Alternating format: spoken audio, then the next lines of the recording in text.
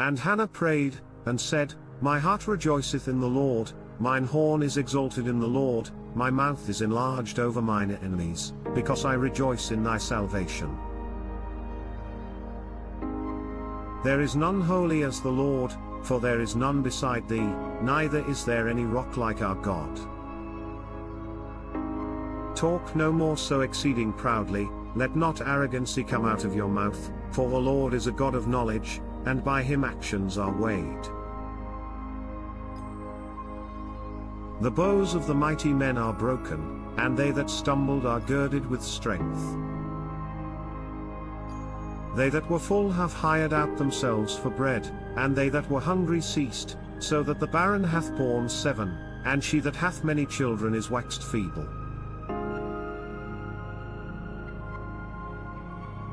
The Lord killeth, and maketh alive, he bringeth down to the grave, and bringeth up. The Lord maketh poor, and maketh rich, he bringeth low, and lifteth up. He raiseth up the poor out of the dust, and lifteth up the beggar from the dunghill, to set them among princes, and to make them inherit the throne of glory, for the pillars of the earth are the Lord's, and he hath set the world upon them.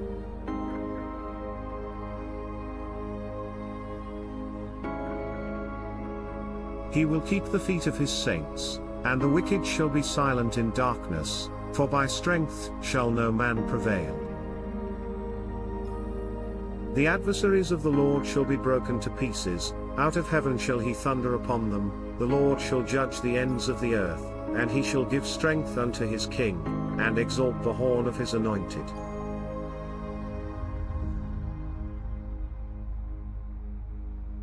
And Elkanah went to Ramah to his house. And the child did minister unto the Lord before Eli the priest. Now the sons of Eli were sons of Belial, they knew not the Lord.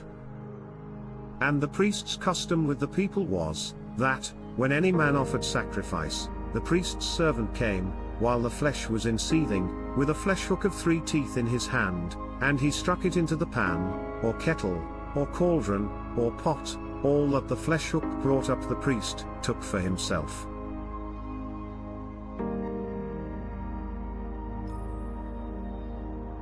So they did in Shiloh unto all the Israelites that came thither. Also before they burnt the fat, the priest's servant came, and said to the man that sacrificed, Give flesh to roast for the priest, for he will not have sodden flesh of thee, but raw. And if any man said unto him, Let them not fail to burn the fat presently, and then take as much as thy soul desireth, then he would answer him, Nay, but thou shalt give it me now, and if not, I will take it by force. Wherefore the sin of the young men was very great before the Lord, for men abhorred the offering of the Lord. But Samuel ministered before the Lord, being a child, girded with a linen ephod. Moreover his mother made him a little coat, and brought it to him from year to year, when she came up with her husband to offer the yearly sacrifice. And Eli blessed Elkanah and his wife, and said, The Lord give thee seed of this woman for the loan which is lent to the Lord. And they went unto their own home. And the Lord visited Hannah, so that she conceived, and bare 3 sons and 2 daughters. And the child Samuel grew before the Lord. Now Eli was very old, and heard all that his sons did unto all Israel, and how they lay with the women that assembled at the door of the tabernacle of the congregation. And he said unto them, Why do ye such things? For I hear of your evil dealings by all this people. Nay, my sons, for it is no good report that I hear, ye make the Lord's people to transgress. If one man sin against another, the judge shall judge him, but if a man sin against the Lord, who shall entreat for him?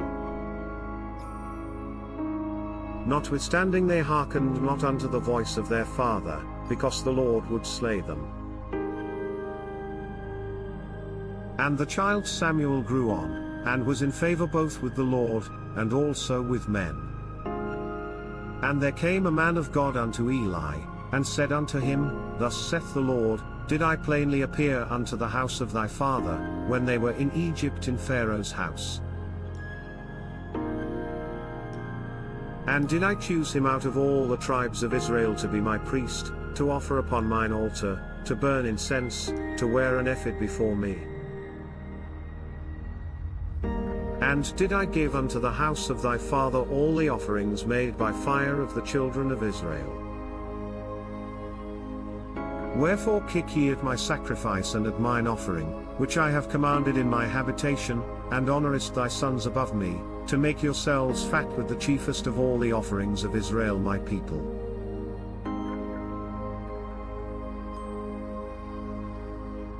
Wherefore the Lord God of Israel saith, I said indeed that thy house, and the house of thy father, should walk before me for ever, but now the Lord saith, Be it far from me, for them that honour me I will honour, and they that despise me shall be lightly esteemed.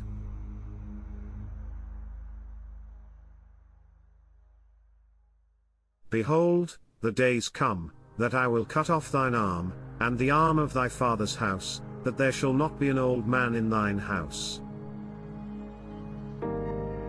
And thou shalt see an enemy in my habitation, in all the wealth which God shall give Israel, and there shall not be an old man in thine house forever. And the man of thine, whom I shall not cut off from mine altar, shall be to consume thine eyes, and to grieve thine heart, and all the increase of thine house shall die in the flower of their age. And this shall be a sign unto thee, that shall come upon thy two sons, on Hophni and Phinehas, in one day they shall die both of them.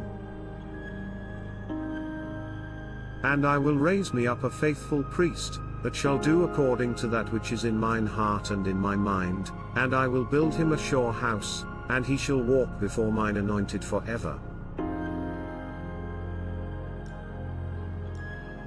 And it shall come to pass, that every one that is left in thine house shall come and crouch to him for a piece of silver and a morsel of bread, and shall say, Put me, I pray thee, into one of the priest's offices, that I may eat a piece of bread.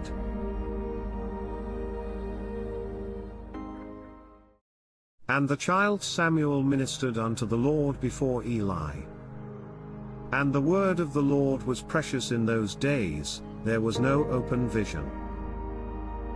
And it came to pass at that time, when Eli was laid down in his place, and his eyes began to wax dim, that he could not see, and ere the lamp of God went out in the temple of the Lord, where the ark of God was, and Samuel was laid down to sleep, that the Lord called Samuel, and he answered, Here am I. And he ran unto Eli, and said, Here am I, for thou calledst me.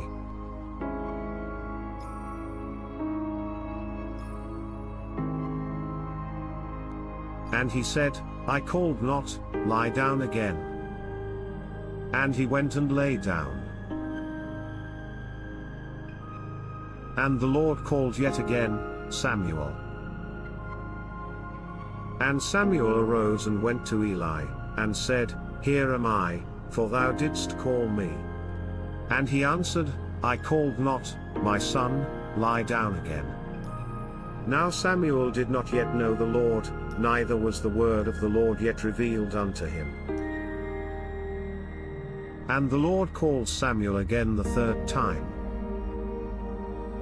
And he arose and went to Eli, and said, Here am I, for thou didst call me. And Eli perceived that the Lord had called the child. Therefore Eli said unto Samuel, Go, lie down, and it shall be, if he call thee, that thou shalt say, Speak, Lord, for thy servant heareth. So Samuel went and lay down in his place.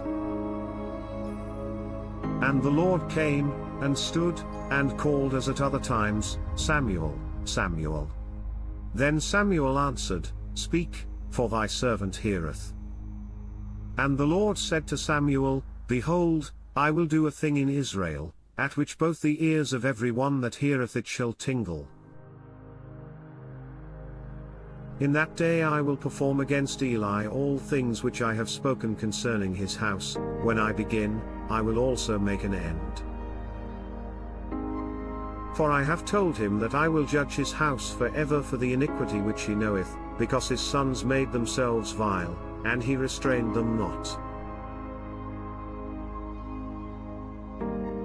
And therefore I have sworn unto the house of Eli, that the iniquity of Eli's house shall not be purged with sacrifice nor offering forever.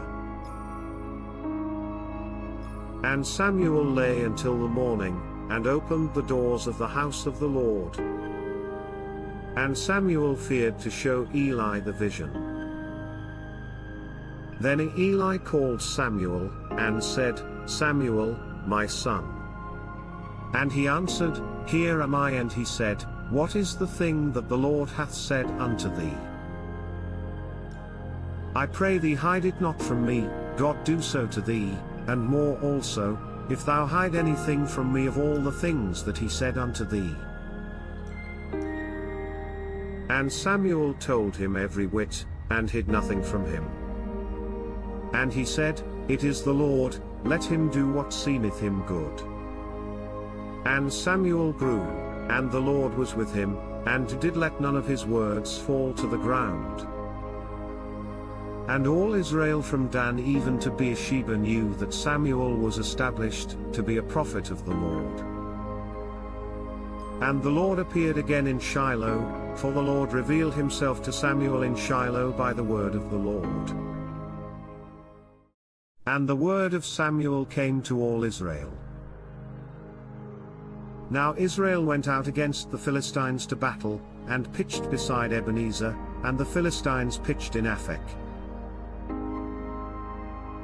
And the Philistines put themselves in array against Israel, and when they joined battle, Israel was smitten before the Philistines, and they slew of the army in the field about 4,000 men.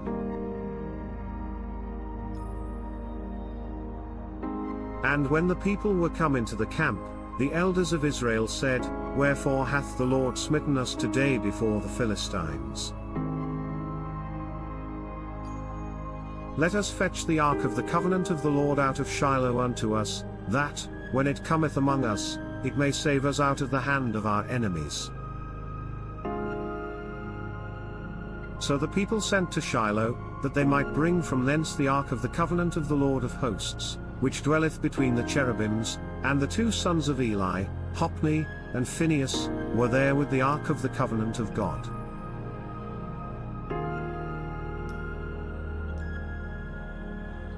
And when the ark of the covenant of the Lord came into the camp, all Israel shouted with a great shout, so that the earth rang again. And when the Philistines heard the noise of the shout, they said, What meaneth the noise of this great shout in the camp of the Hebrews? And they understood that the ark of the Lord was come into the camp. And the Philistines were afraid, for they said, God is come into the camp. And they said, Woe unto us! For there hath not been such a thing heretofore. Woe unto us! Who shall deliver us out of the hand of these mighty gods? These are the gods that smote the Egyptians with all the plagues in the wilderness. Be strong, and quit yourselves like men, O ye Philistines, that ye be not servants unto the Hebrews, as they have been to you. Quit yourselves like men, and fight. And the Philistines fought, and Israel was smitten, and they fled every man into his tent, and there was a very great slaughter, for there fell of Israel 30,000 footmen. And the ark of God was taken, and the two sons of Eli, Hophni and Phinehas, were slain. And there ran a man of Benjamin out of the army, and came to Shiloh the same day with his clothes rent, and with earth upon his head. And when he came, lo, Eli sat upon a seat by the wayside watching, for his heart trembled for the ark of God. And when the man came into the city, and told it, all the city cried out. And when Eli heard the noise of the crying, he said, What meaneth the noise of this tumult? And the man came in hastily, and told Eli. Now Eli was 98 years old, and his eyes were dim, that he could not see. And the man said unto Eli, I am he that came out of the army, and I fled today out of the army. And he said, What is there done, my son? And the messenger answered and said, Israel is fled before the Philistines, and there hath been also a great slaughter among the people, and thy 2 sons also, Hophni and Phinehas, are dead, and the ark of God is taken.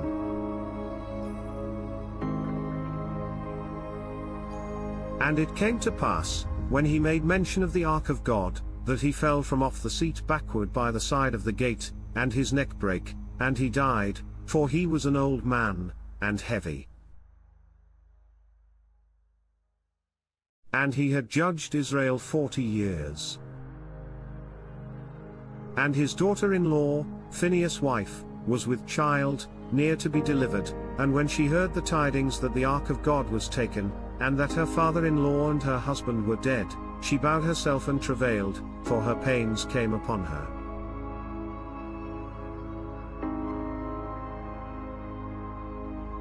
And about the time of her death the women that stood by her said unto her, Fear not, for thou hast borne a son. But she answered not, neither did she regard it. And she named the child Ichabod, saying, The glory is departed from Israel, because the ark of God was taken, and because of her father-in-law and her husband. And she said, The glory is departed from Israel, for the ark of God is taken. And the Philistines took the ark of God, and brought it from Ebenezer unto Ashdod. And the ark of the Lord was in the country of the Philistines 7 months. And the Philistines called for the priests and the diviners, saying, What shall we do to the ark of the Lord? Tell us wherewith we shall send it to his place. And they said, If he send away the ark of the God of Israel, send it not empty, but in any wise return him a trespass offering, then ye shall be healed, and it shall be known to you why his hand is not removed from you.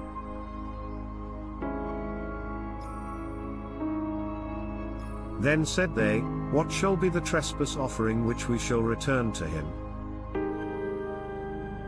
They answered, 5 golden emerods, and 5 golden mice, according to the number of the lords of the Philistines, for 1 plague was on you all, and on your lords. Wherefore ye shall make images of your emerods, and images of your mice that mar the land, and ye shall give glory unto the God of Israel, peradventure he will lighten his hand from off you, and from off your gods, and from off your land.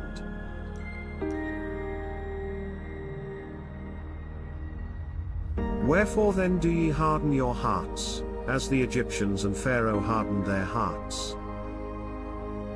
When he had wrought wonderfully among them, did they not let the people go, and they departed? Now therefore make a new cart, and take 2 milch kine, on which there hath come no yoke, and tie the kine to the cart, and bring their calves home from them, and take the ark of the Lord, and lay it upon the cart, and put the jewels of gold, which ye return him for a trespass offering, in a coffer by the side thereof, and send it away, that it may go.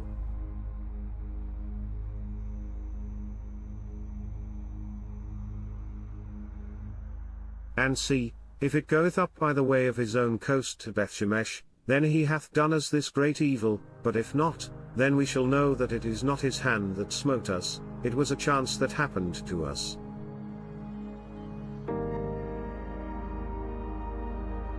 And the men did so, and took 2 milch kine, and tied them to the cart, and shut up their calves at home, and they laid the ark of the Lord upon the cart, and the coffer with the mice of gold and the images of their emerods. And the kine took the straight way to the way of Bethshemesh, and went along the highway, lowing as they went, and turned not aside to the right hand or to the left, and the lords of the Philistines went after them unto the border of Bethshemesh.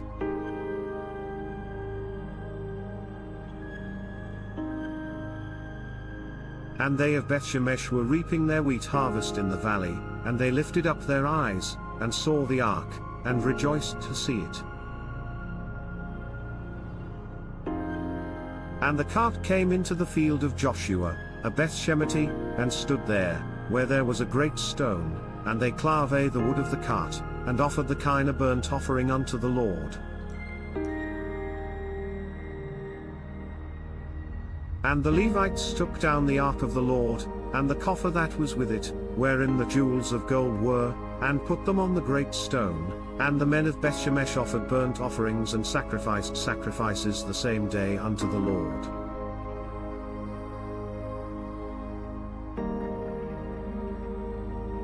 And when the 5 lords of the Philistines had seen it, they returned to Ekron the same day. And these are the golden emerods which the Philistines returned for a trespass offering unto the Lord, for Ashdod 1, for Gaza 1, for Askelon 1, for Gath 1, for Ekron 1, and the golden mice, according to the number of all the cities of the Philistines belonging to the 5 lords, both of fenced cities, and of country villages, even unto the great stone of Abel, whereon they set down the ark of the Lord, which stone remaineth unto this day in the field of Joshua, the Bethshemeti.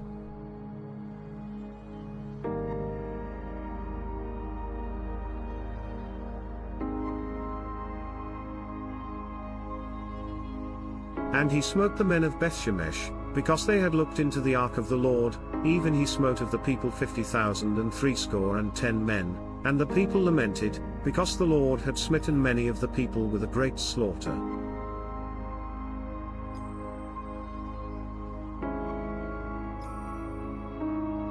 And the men of Bethshemesh said, Who is able to stand before this holy Lord God? And to whom shall he go up from us? And they sent messengers to the inhabitants of Kirjath-jearim, saying, The Philistines have brought again the ark of the Lord, come ye down, and fetch it up to you. And the men of Kirjath-jearim came, and fetched up the ark of the Lord, and brought it into the house of Abinadab in the hill, and sanctified Eleazar his son to keep the ark of the Lord. And it came to pass, while the ark abode in Kirjath-jearim, that the time was long, for it was 20 years, and all the house of Israel lamented after the Lord. And Samuel spake unto all the house of Israel, saying, If ye do return unto the Lord with all your hearts, then put away the strange gods and Ashtaroth from among you, and prepare your hearts unto the Lord, and serve him only, and he will deliver you out of the hand of the Philistines.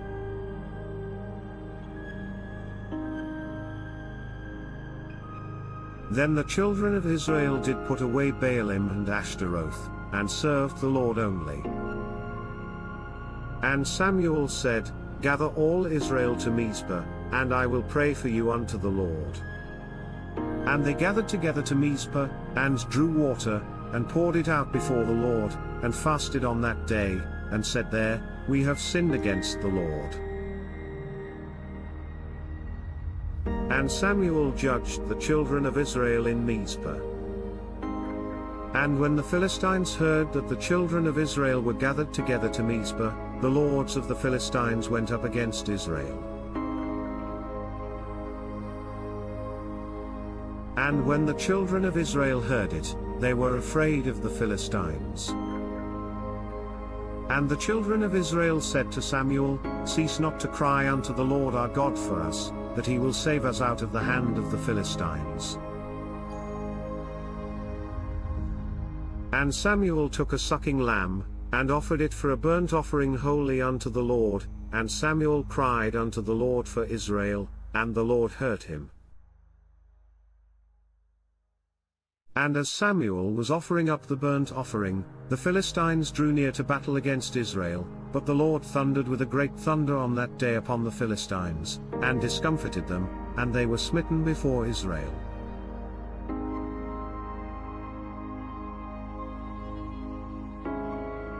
And the men of Israel went out of Mizpah, and pursued the Philistines, and smote them, until they came under Bethkar. Then Samuel took a stone, and set it between Mizpah and Shen, and called the name of it Ebenezer, saying, Hitherto hath the Lord helped us. So the Philistines were subdued, and they came no more into the coast of Israel, and the hand of the Lord was against the Philistines all the days of Samuel.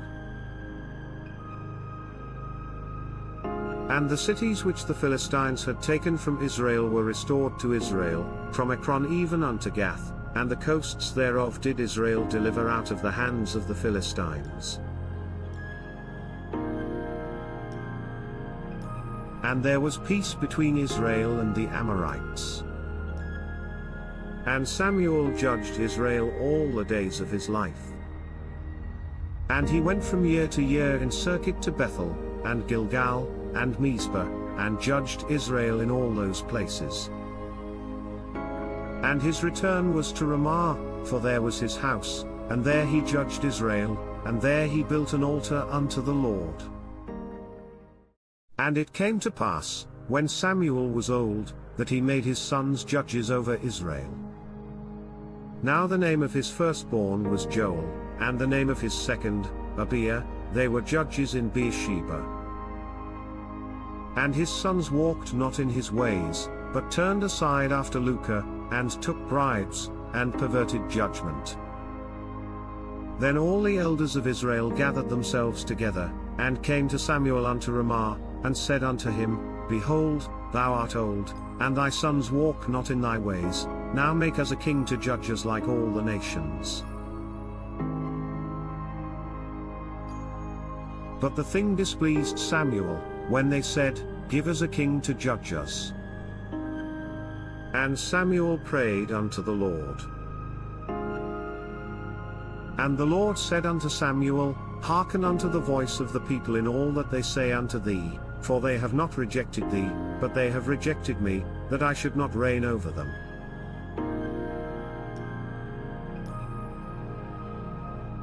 According to all the works which they have done since the day that I brought them up out of Egypt even unto this day, wherewith they have forsaken me, and served other gods, so do they also unto thee.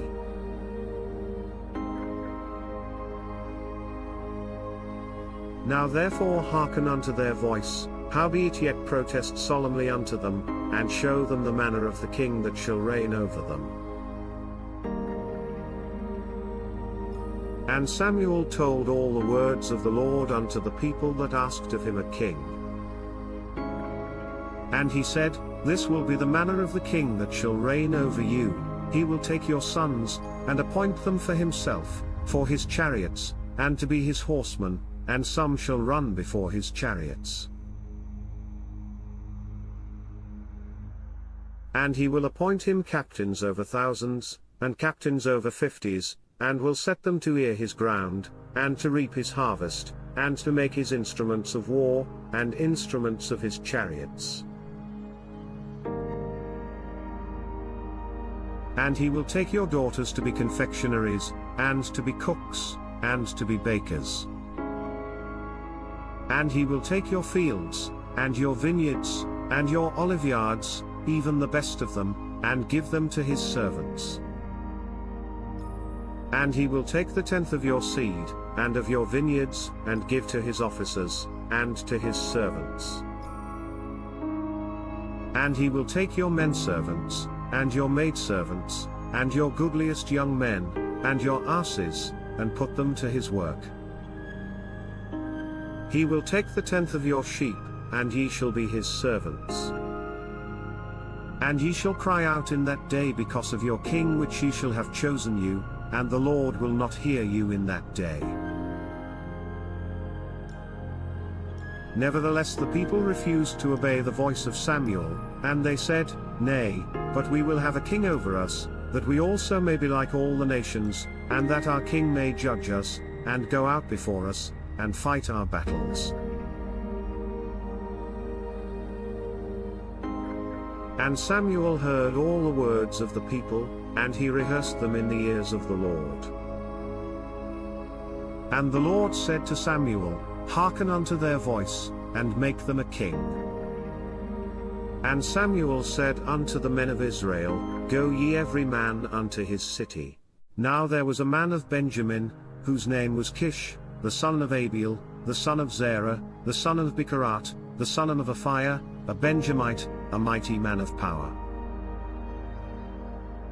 And he had a son, whose name was Saul, a choice young man, and a goodly, and there was not among the children of Israel a goodlier person than he, from his shoulders and upward he was higher than any of the people.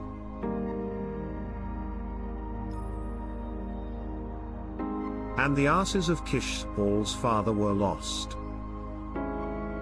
And Kish said to Saul his son, Take now one of the servants with thee, and arise, go seek the asses.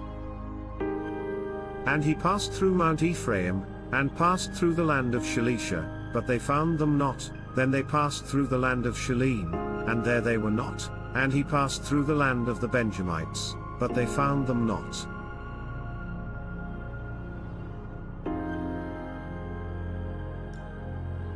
And when they were come to the land of Zuph, Saul said to his servant that was with him, Come, and let us return, lest my father leave caring for the asses, and take thought for us. And he said unto him, Behold now, there is in this city a man of God, and he is an honorable man, all that he saith cometh surely to pass, now let us go thither, peradventure he can show us our way that we should go. Then said Saul to his servant, But, behold, if we go, what shall we bring the man? For the bread is spent in our vessels, and there is not a present to bring to the man of God, what have we? And the servant answered Saul again, and said, Behold, I have here at hand the fourth part of a shekel of silver, that will I give to the man of God, to tell us our way. Beforetime in Israel, when a man went to inquire of God, thus he spake, Come, and let us go to the seer, for he that is now called a prophet was beforetime called a seer. Then said Saul to his servant, Well said, Come, let us go. So they went unto the city where the man of God was. And as they went up the hill to the city, they found young maidens going out to draw water, and said unto them, Is the seer here? And they answered them, and said, He is. Behold, he is before you, make haste now, for he came today to the city, for there is a sacrifice of the people today in the high place. As soon as ye be come into the city, ye shall straightway find him, before he go up to the high place to eat, for the people will not eat until he come, because he doth bless the sacrifice, and afterwards they eat that be bidden.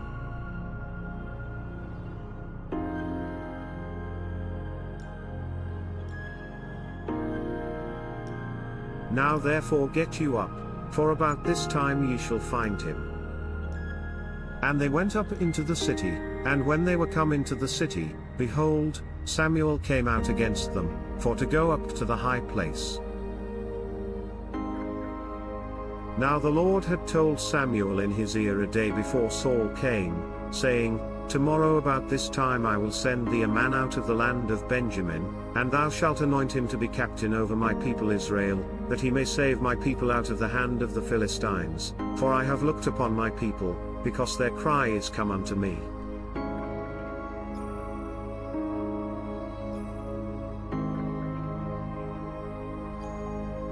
And when Samuel saw Saul, the Lord said unto him, Behold the man whom I spake to thee of. This same shall reign over my people. Then Saul drew near to Samuel in the gate, and said, Tell me, I pray thee, where the seer's house is.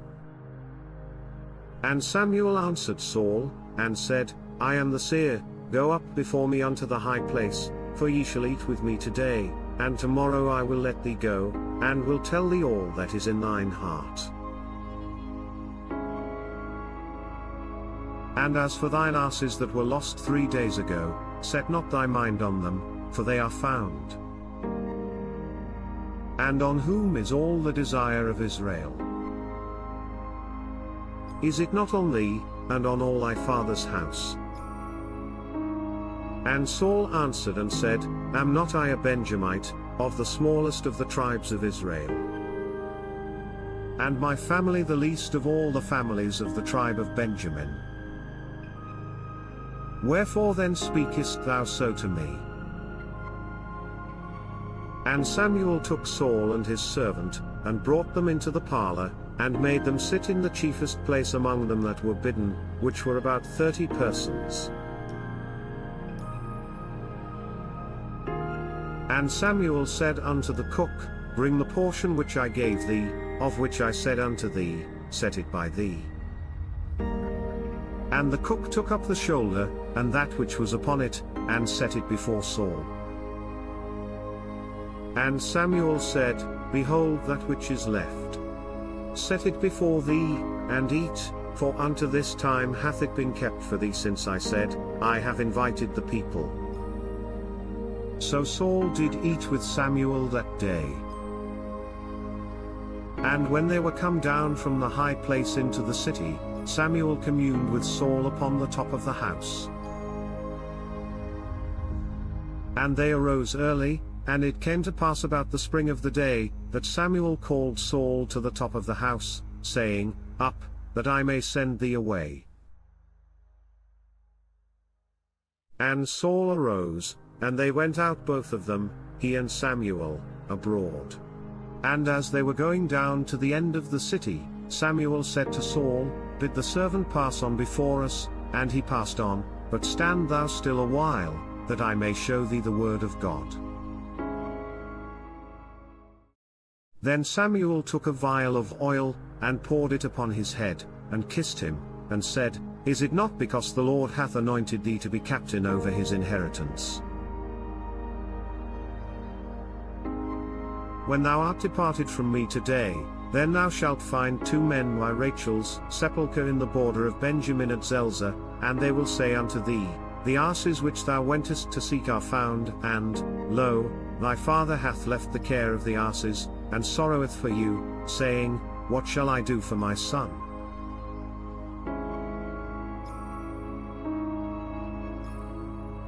Then shalt thou go on forward from thence, and thou shalt come to the plain of Tabor, and there shall meet thee 3 men going up to God to Bethel, one carrying 3 kids, and another carrying 3 loaves of bread, and another carrying a bottle of wine, and they will salute thee, and give thee 2 loaves of bread, which thou shalt receive of their hands.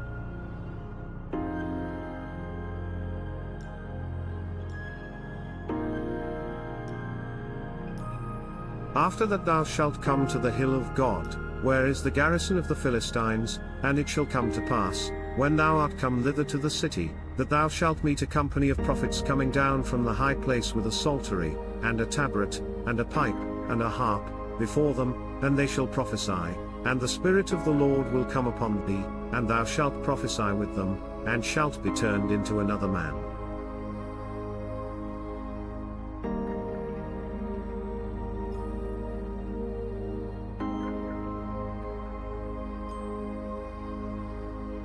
And let it be, when these signs are come unto thee, that thou do as occasion serve thee, for God is with thee.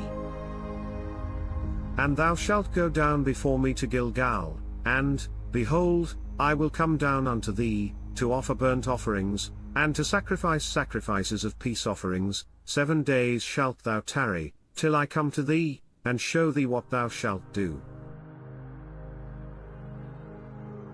And it was so, that when he had turned his back to go from Samuel, God gave him another heart, and all those signs came to pass that day. And when they came thither to the hill, behold, a company of prophets met him, and the Spirit of God came upon him, and he prophesied among them. And it came to pass, when all that knew him beforetime saw that, behold, he prophesied among the prophets, then the people said one to another, What is this that is come unto the son of Kish? Is Saul also among the prophets? And one of the same place answered and said, But who is their father? Therefore it became a proverb, is Saul also among the prophets? And when he had made an end of prophesying, he came to the high place. And Saul's uncle said unto him and to his servant, Whither went ye? And he said, To seek the asses, and when we saw that they were nowhere, we came to Samuel. And Saul's uncle said, Tell me, I pray thee, what Samuel said unto you. And Saul said unto his uncle, He told us plainly that the asses were found. But of the matter of the kingdom, whereof Samuel spake, he told him not. And Samuel called the people together unto the Lord to Mizpah, and said unto the children of Israel, Thus saith the Lord God of Israel, I brought up Israel out of Egypt, and delivered you out of the hand of the Egyptians, and out of the hand of all kingdoms, and of them that oppressed you, and ye have this day rejected your God, who himself saved you out of all your adversities and your tribulations, and ye have said unto him, Nay, but set a king over us.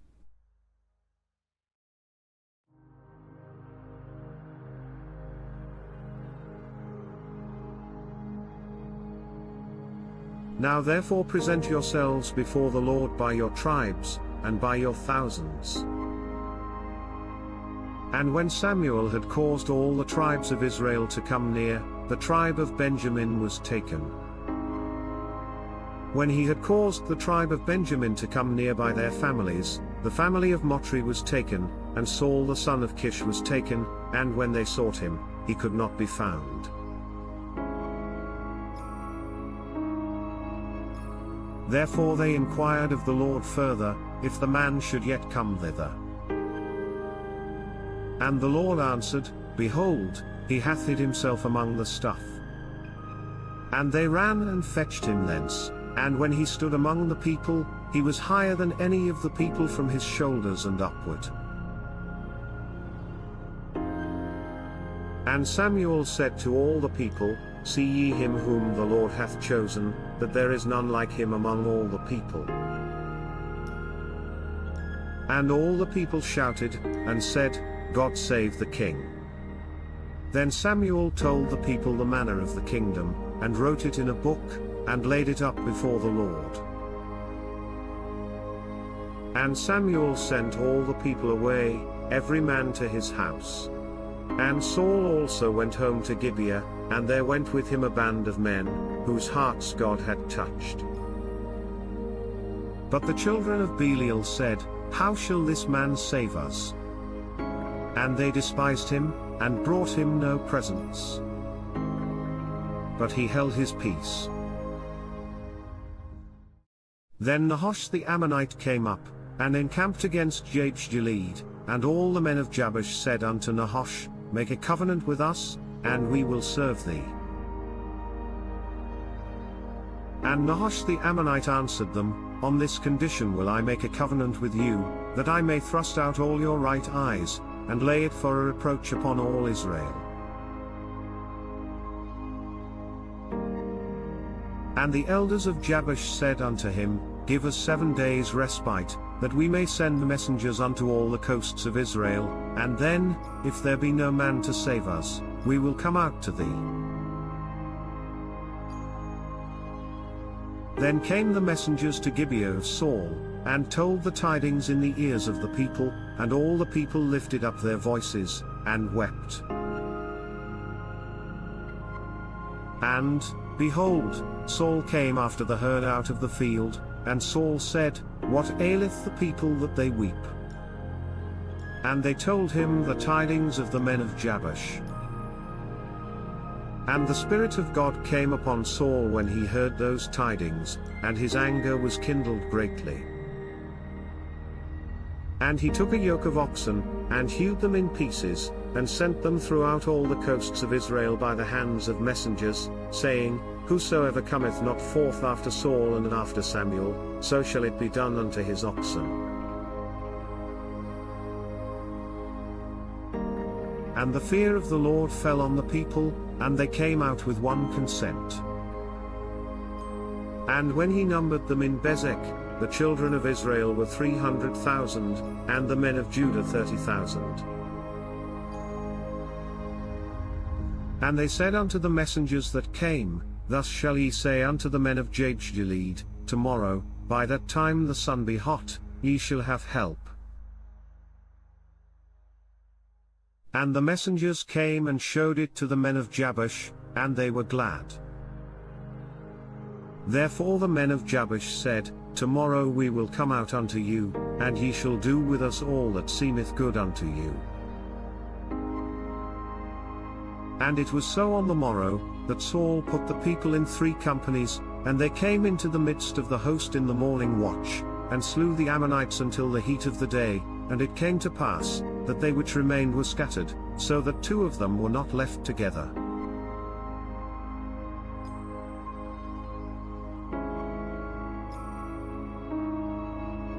And the people said unto Samuel, Who is he that said, Shall Saul reign over us? Bring the men, that we may put them to death. And Saul said, There shall not a man be put to death this day, for today the Lord hath wrought salvation in Israel. Then said Samuel to the people, Come, and let us go to Gilgal, and renew the kingdom there. And all the people went to Gilgal, and there they made Saul king before the Lord in Gilgal, and there they sacrificed sacrifices of peace offerings before the Lord, and there Saul and all the men of Israel rejoiced greatly.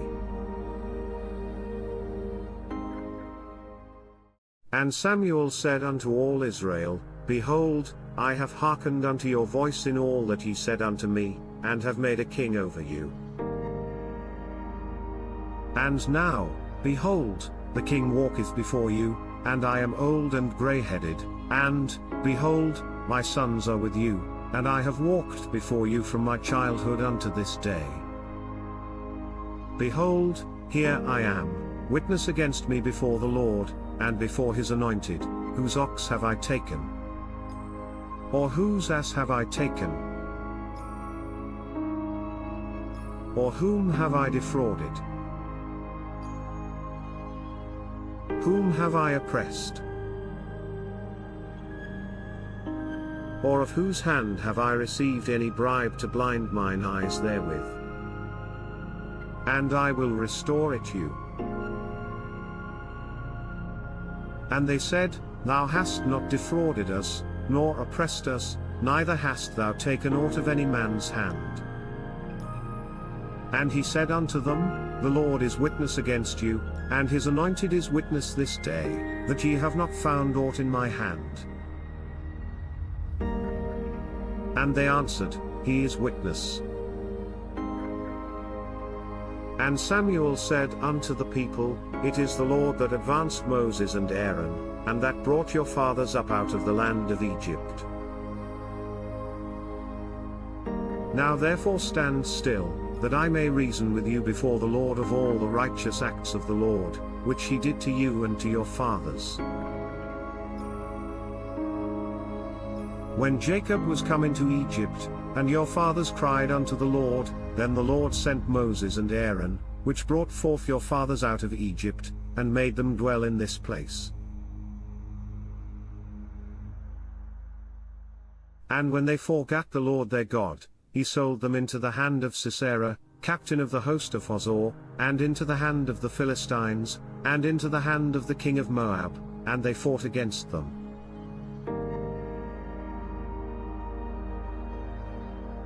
And they cried unto the Lord, and said, We have sinned, because we have forsaken the Lord, and have served Baalim and Ashtaroth, but now deliver us out of the hand of our enemies, and we will serve thee. And the Lord sent Jerubbaal, and Bedan, and Jephthah, and Samuel, and delivered you out of the hand of your enemies on every side, and ye dwelled safe.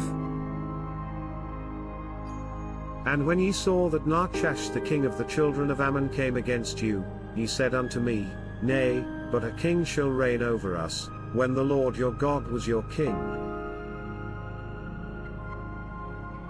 Now therefore behold the king whom ye have chosen, and whom ye have desired. And, behold, the Lord hath set a king over you. If ye will fear the Lord, and serve him, and obey his voice, and not rebel against the commandment of the Lord, then shall both ye and also the king that reigneth over you continue following the Lord your God. But if ye will not obey the voice of the Lord, but rebel against the commandment of the Lord, then shall the hand of the Lord be against you, as it was against your fathers.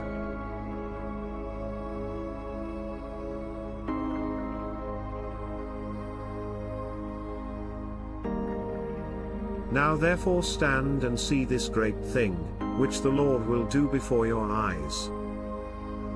Is it not wheat harvest today?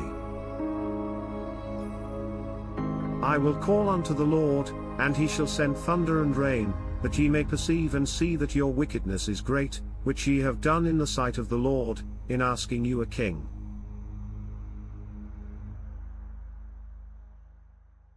So Samuel called unto the Lord, and the Lord sent thunder and rain that day, and all the people greatly feared the Lord and Samuel. And all the people said unto Samuel, Pray for thy servants unto the Lord thy God, that we die not, for we have added unto all our sins this evil, to ask us a king. And Samuel said unto the people, Fear not, ye have done all this wickedness, yet turn not aside from following the Lord, but serve the Lord with all your heart, and turn ye not aside, for then should ye go after vain things, which cannot profit nor deliver, for they are vain.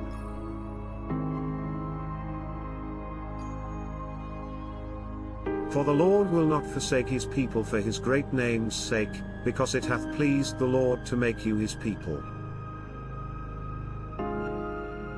Moreover, as for me, God forbid that I should sin against the Lord in ceasing to pray for you, but I will teach you the good and the right way. Only fear the Lord, and serve him in truth with all your heart, for consider how great things he hath done for you.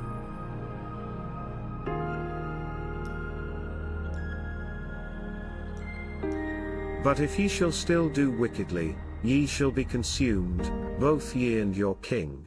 Saul reigned 1 year, and when he had reigned 2 years over Israel, Saul chose him 3,000 men of Israel, whereof 2,000 were with Saul in Michmash and in Mount Bethel, and 1,000 were with Jonathan in Gibeah of Benjamin, and the rest of the people he sent every man to his tent.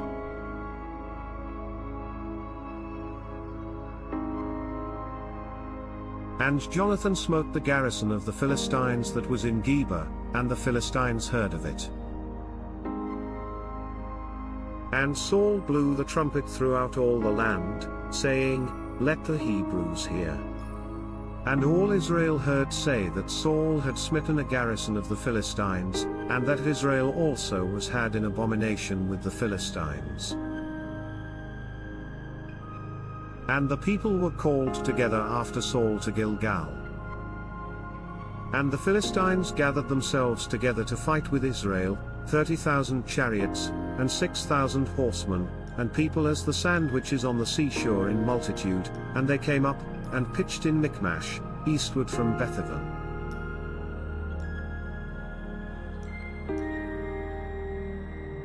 When the men of Israel saw that they were in a strait, for the people were distressed, then the people did hide themselves in caves, and in thickets, and in rocks, and in high places, and in pits.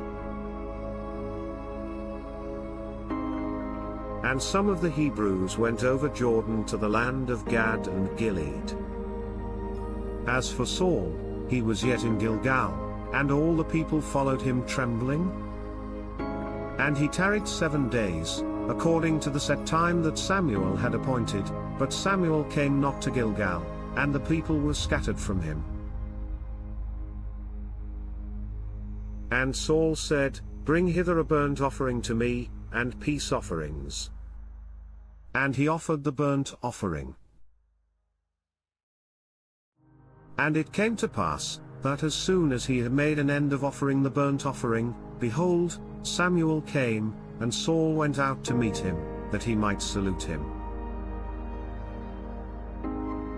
And Samuel said, What hast thou done?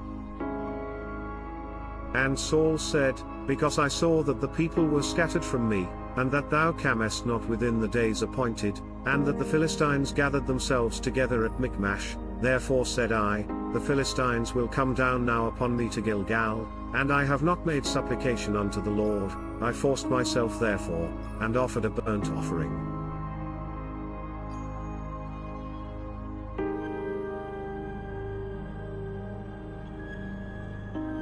And Samuel said to Saul, Thou hast done foolishly, thou hast not kept the commandment of the Lord thy God, which he commanded thee, for now would the Lord have established thy kingdom upon Israel forever. But now thy kingdom shall not continue, the Lord hath sought him a man after his own heart, and the Lord hath commanded him to be captain over his people, because thou hast not kept that which the Lord commanded thee.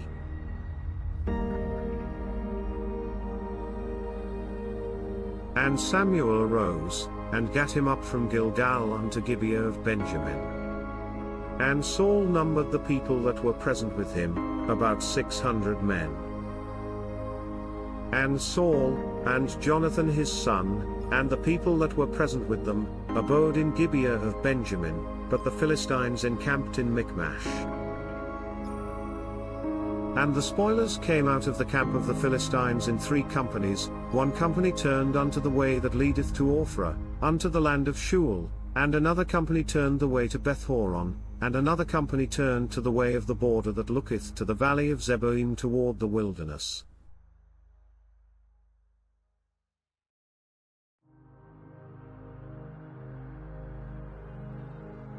Now there was no smith found throughout all the land of Israel, for the Philistines said, Lest the Hebrews make them swords or spears, but all the Israelites went down to the Philistines, to sharpen every man his share, and his coulter, and his axe, and his mattock.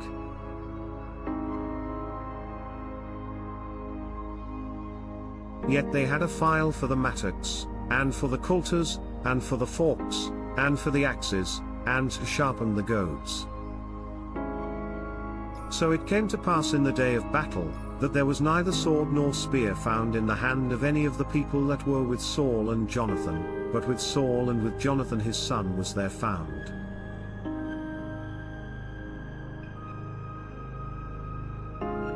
And the garrison of the Philistines went out to the passage of Michmash.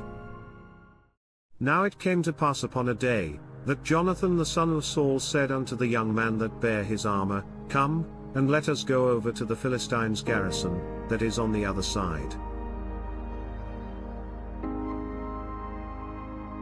But he told not his father. And Saul tarried in the uttermost part of Gibeah under a pomegranate tree which is in Migron, and the people that were with him were about 600 men, and Ahiah, the son of Ahitub, Ichabod's brother, the son of Phinehas, the son of Eli, the Lord's priest in Shiloh, wearing an ephod.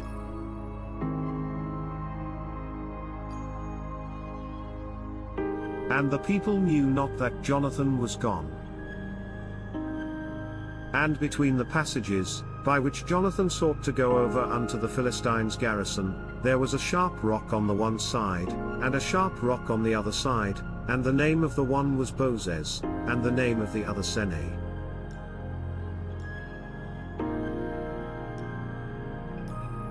The forefront of the one was situate northward over against Michmash, and the other southward over against Gibeah.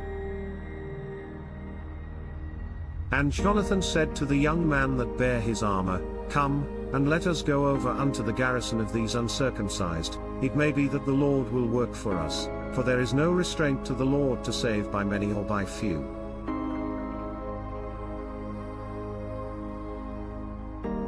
And his armor-bearer said unto him, Do all that is in thine heart, turn thee, behold, I am with thee according to thy heart.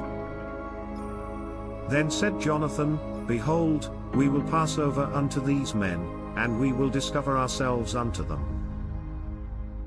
If they say thus unto us, Tarry until we come to you, then we will stand still in our place, and will not go up unto them. But if they say thus, Come up unto us, then we will go up, for the Lord hath delivered them into our hand, and this shall be a sign unto us. And both of them discovered themselves unto the garrison of the Philistines, and the Philistines said, behold, the Hebrews come forth out of the holes where they had hid themselves. And the men of the garrison answered Jonathan and his armor-bearer, and said, Come up to us, and we will show you a thing. And Jonathan said unto his armor-bearer, Come up after me, for the Lord hath delivered them into the hand of Israel. And Jonathan climbed up upon his hands and upon his feet, and his armor-bearer after him, and they fell before Jonathan, and his armor-bearer slew after him. And that first slaughter, which Jonathan and his armor-bearer made, was about 20 men, within as it were an half acre of land, which a yoke of oxen might plough. And there was trembling in the host, in the field, and among all the people, the garrison, and the spoilers, they also trembled, and the earth quaked, so it was a very great trembling. And the watchmen of Saul in Gibeah of Benjamin looked, and, behold, the multitude melted away, and they went on beating down one another. Then said Saul unto the people that were with him, Number now, and see who is gone from us. And when they had numbered, behold, Jonathan and his armor-bearer were not there. And Saul said unto Ahijah, Bring hither the ark of God. For the ark of God was at that time with the children of Israel. And it came to pass, while Saul talked unto the priest, that the noise that was in the host of the Philistines went on and increased, and Saul said unto the priest, Withdraw thine hand. And Saul and all the people that were with him assembled themselves, and they came to the battle, and, behold, every man's sword was against his fellow, and there was a very great discomfiture. Moreover the Hebrews that were with the Philistines before that time, which went up with them into the camp from the country round about, even they also turned to be with the Israelites that were with Saul and Jonathan.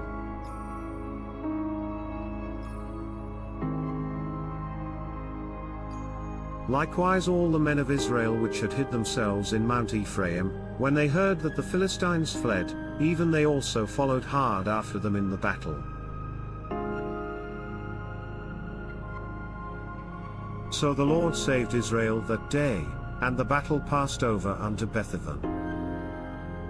And the men of Israel were distressed that day, for Saul had adjured the people, saying, Cursed be the man that eateth any food until evening, that I may be avenged on mine enemies.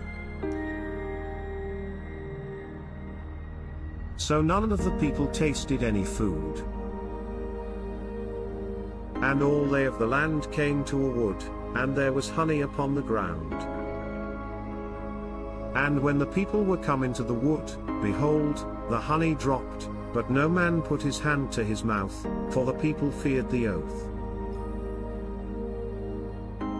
But Jonathan heard not when his father charged the people with the oath, wherefore he put forth the end of the rod that was in his hand, and dipped it in an honeycomb, and put his hand to his mouth, and his eyes were enlightened.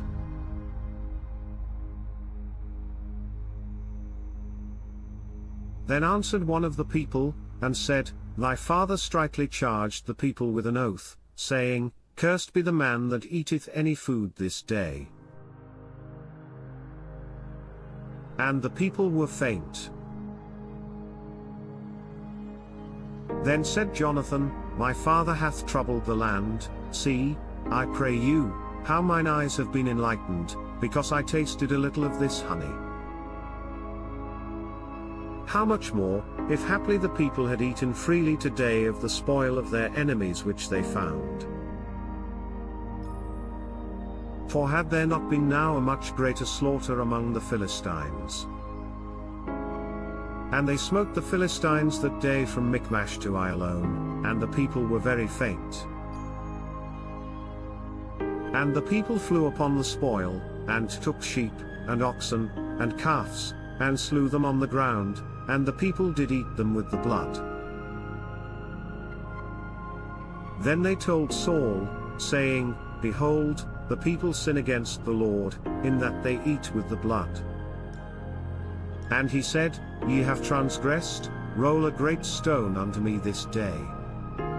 And Saul said, Disperse yourselves among the people, and say unto them, Bring me hither every man his ox, and every man his sheep, and slay them here, and eat, and sin not against the Lord in eating with the blood.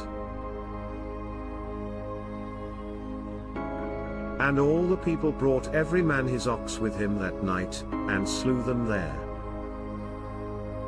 And Saul built an altar unto the Lord, the same was the first altar that he built unto the Lord. And Saul said, Let us go down after the Philistines by night, and spoil them until the morning light, and let us not leave a man of them. And they said, Do whatsoever seemeth good unto thee. Then said the priest, Let us draw near hither unto God. And Saul asked counsel of God, Shall I go down after the Philistines? Wilt thou deliver them into the hand of Israel? But he answered him not that day.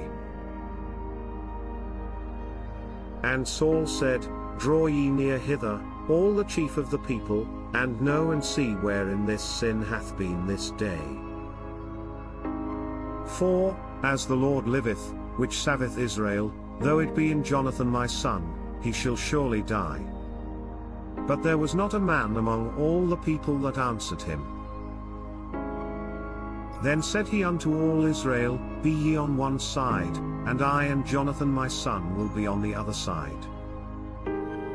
And the people said unto Saul, Do what seemeth good unto thee.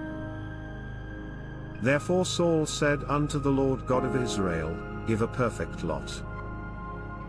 And Saul and Jonathan were taken, but the people escaped. And Saul said, Cast lots between me and Jonathan my son. And Jonathan was taken. Then Saul said to Jonathan, Tell me what thou hast done. And Jonathan told him, and said, I did but taste a little honey with the end of the rod that was in mine hand, and, lo, I must die. And Saul answered, God do so and more also, for thou shalt surely die, Jonathan. And the people said unto Saul, Shall Jonathan die, who hath wrought this great salvation in Israel? God forbid, as the Lord liveth, there shall not one hair of his head fall to the ground, for he hath wrought with God this day. So the people rescued Jonathan, that he died not. Then Saul went up from following the Philistines, and the Philistines went to their own place. So Saul took the kingdom over Israel, and fought against all his enemies on every side, against Moab, and against the children of Ammon, and against Edom, and against the kings of Zobah, and against the Philistines, and whithersoever he turned himself, he vexed them.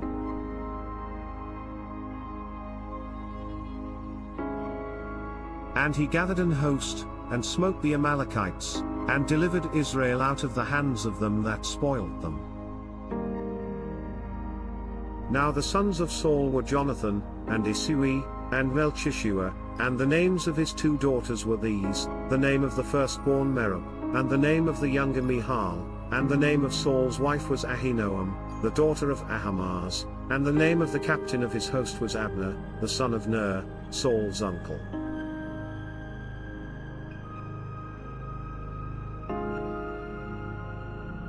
And Kish was the father of Saul, and Ner the father of Abner was the son of Abiel. And there was sore war against the Philistines all the days of Saul, and when Saul saw any strong man, or any valiant man, he took him unto him. Samuel also said unto Saul, The Lord sent me to anoint thee to be king over his people, over Israel, now therefore hearken thou unto the voice of the words of the Lord. Thus saith the Lord of hosts, I remember that which Amalek did to Israel, how he laid wait for him in the way, when he came up from Egypt. Now go and smite Amalek, and utterly destroy all that they have, and spare them not, but slay both man and woman, infant and suckling, ox and sheep, camel and ass. And Saul gathered the people together, and numbered them in Telaim, 200,000 footmen, and 10,000 men of Judah. And Saul came to a city of Amalek, and laid wait in the valley. And Saul said unto the Kenites, Go, depart, get you down from among the Amalekites, lest I destroy you with them, for ye showed kindness to all the children of Israel, when they came up out of Egypt. So the Kenites departed from among the Amalekites. And Saul smote the Amalekites from Havilah until thou comest to Shur, that is over against Egypt. And he took Agag the king of the Amalekites alive, and utterly destroyed all the people with the edge of the sword. But Saul and the people spared Agag, and the best of the sheep, and of the oxen, and of the fatlings, and the lambs, and all that was good, and would not utterly destroy them, but everything that was vile and refuse, that they destroyed utterly.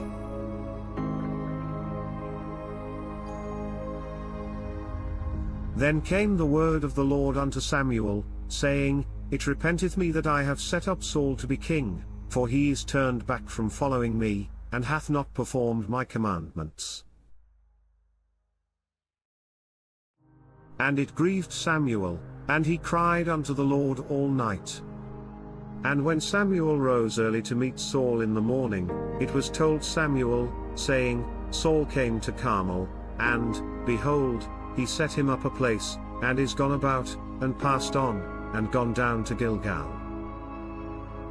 And Samuel came to Saul, and Saul said unto him, Blessed be thou of the Lord, I have performed the commandment of the Lord. And Samuel said, What meaneth then this bleating of the sheep in mine ears, and the lowing of the oxen which I hear? And Saul said, They have brought them from the Amalekites, for the people spared the best of the sheep and of the oxen, to sacrifice unto the Lord thy God, and the rest we have utterly destroyed. Then Samuel said unto Saul, Stay, and I will tell thee what the Lord hath said to me this night. And he said unto him, Say on. And Samuel said, When thou wast little in thine own sight, wast thou not made the head of the tribes of Israel, and the Lord anointed thee king over Israel? And the Lord sent thee on a journey, and said, Go and utterly destroy the sinners the Amalekites, and fight against them until they be consumed. Wherefore then didst thou not obey the voice of the Lord, but didst fly upon the spoil, and didst evil in the sight of the Lord? And Saul said unto Samuel, Yea, I have obeyed the voice of the Lord, and have gone the way which the Lord sent me, and have brought Agag the king of Amalek, and have utterly destroyed the Amalekites. But the people took of the spoil, sheep and oxen, the chief of the things which should have been utterly destroyed, to sacrifice unto the Lord thy God in Gilgal. And Samuel said, Hath the Lord as great delight in burnt offerings and sacrifices, as in obeying the voice of the Lord? Behold, to obey is better than sacrifice, and to hearken than the fat of rams. For rebellion is as the sin of witchcraft, and stubbornness is as iniquity and idolatry. Because thou hast rejected the word of the Lord, he hath also rejected thee from being king. And Saul said unto Samuel, I have sinned, for I have transgressed the commandment of the Lord, and thy words, because I feared the people, and obeyed their voice. Now therefore, I pray thee, pardon my sin, and turn again with me, that I may worship the Lord. And Samuel said unto Saul, I will not return with thee, for thou hast rejected the word of the Lord, and the Lord hath rejected thee from being king over Israel. And as Samuel turned about to go away, he laid hold upon the skirt of his mantle, and it rent. And Samuel said unto him, The Lord hath rent the kingdom of Israel from thee this day, and hath given it to a neighbor of thine, that is better than thou. And also the strength of Israel will not lie nor repent, for he is not a man, that he should repent. Then he said, I have sinned, yet honor me now, I pray thee, before the elders of my people, and before Israel, and turn again with me, that I may worship the Lord thy God. So Samuel turned again after Saul, and Saul worshipped the Lord. Then said Samuel, Bring ye hither to me Agag the king of the Amalekites. And Agag came unto him delicately. And Agag said, Surely the bitterness of death is past. And Samuel said, As thy sword hath made women childless, so shall thy mother be childless among women. And Samuel hewed Agag in pieces before the Lord in Gilgal. Then Samuel went to Ramah, and Saul went up to his house to Gibeah of Saul. And Samuel came no more to see Saul until the day of his death. Nevertheless, Samuel mourned for Saul, and the Lord repented that he had made Saul king over Israel. And the Lord said unto Samuel, How long wilt thou mourn for Saul, seeing I have rejected him from reigning over Israel? Fill thine horn with oil, and go, I will send thee to Jesse the Bethlehemite, for I have provided me a king among his sons. And Samuel said, How can I go? If Saul hear it, he will kill me. And the Lord said, Take an heifer with thee, and say, I am come to sacrifice to the Lord. And call Jesse to the sacrifice, and I will show thee what thou shalt do, and thou shalt anoint unto me him whom I name unto thee. And Samuel did that which the Lord spake, and came to Bethlehem. And the elders of the town trembled at his coming, and said, Comest thou peaceably? And he said, Peaceably, I am come to sacrifice unto the Lord, sanctify yourselves, and come with me to the sacrifice. And he sanctified Jesse and his sons, and called them to the sacrifice. And it came to pass, when they were come, that he looked on Eliab, and said, Surely the Lord's anointed is before him. But the Lord said unto Samuel, Look not on his countenance, or on the height of his stature, because I have refused him, for the Lord seeth not as man seeth, for man looketh on the outward appearance, but the Lord looketh on the heart.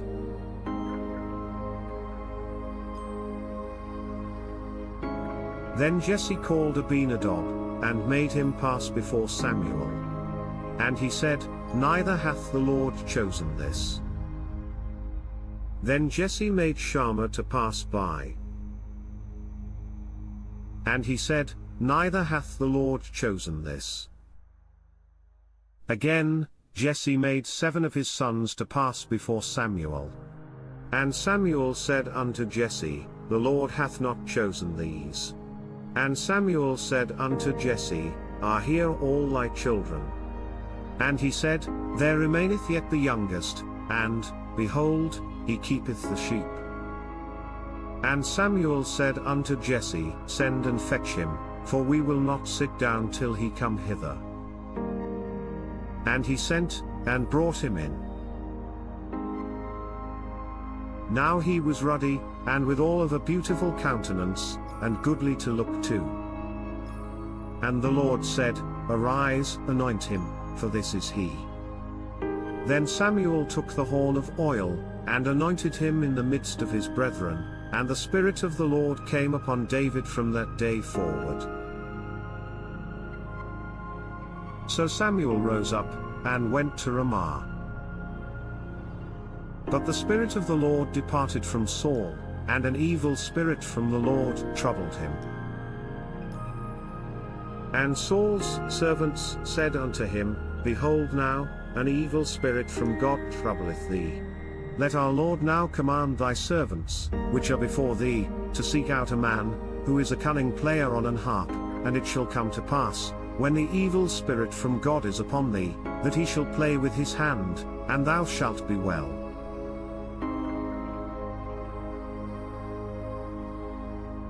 And Saul said unto his servants, Provide me now a man that can play well, and bring him to me. Then answered one of the servants, and said, Behold, I have seen a son of Jesse the Bethlehemite, that is cunning in playing, and a mighty valiant man, and a man of war, and prudent in matters, and a comely person, and the Lord is with him. Wherefore Saul sent messengers unto Jesse, and said, Send me David thy son, which is with the sheep. And Jesse took an ass laden with bread, and a bottle of wine, and a kid, and sent them by David his son unto Saul. And David came to Saul, and stood before him, and he loved him greatly, and he became his armor-bearer.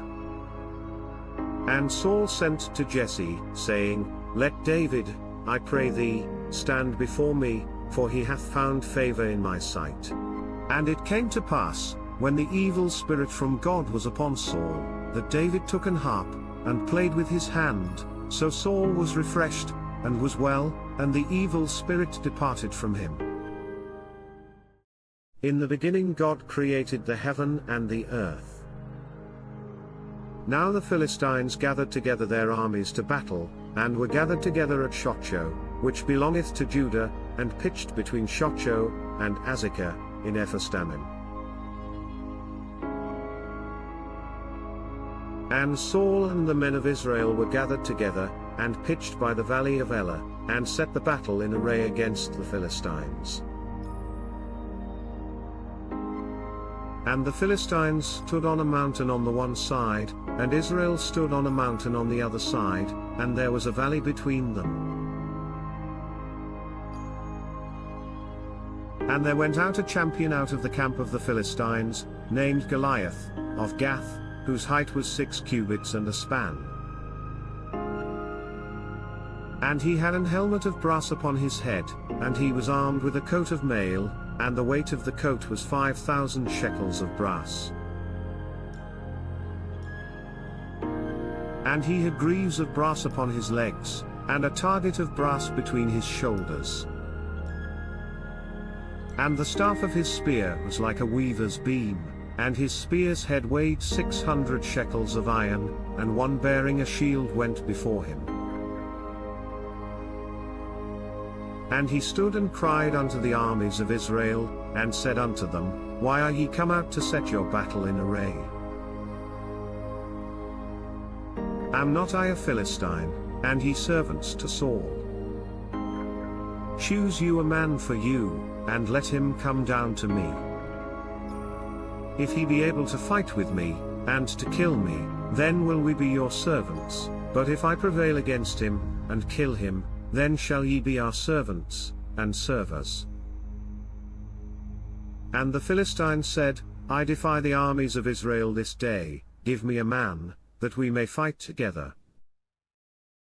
When Saul and all Israel heard those words of the Philistine, they were dismayed, and greatly afraid.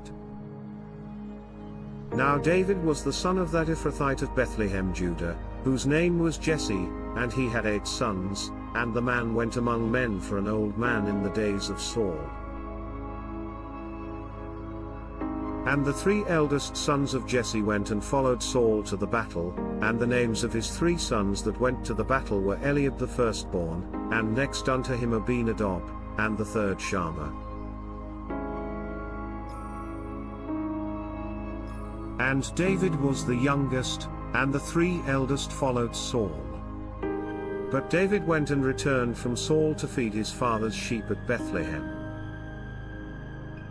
And the Philistine drew near morning and evening, and presented himself 40 days. And Jesse said unto David his son, Take now for thy brethren an ephah of this parched corn, and these 10 loaves, and run to the camp to thy brethren, and carry these 10 cheeses unto the captain of their 1,000, and look how thy brethren fare, and take their pledge.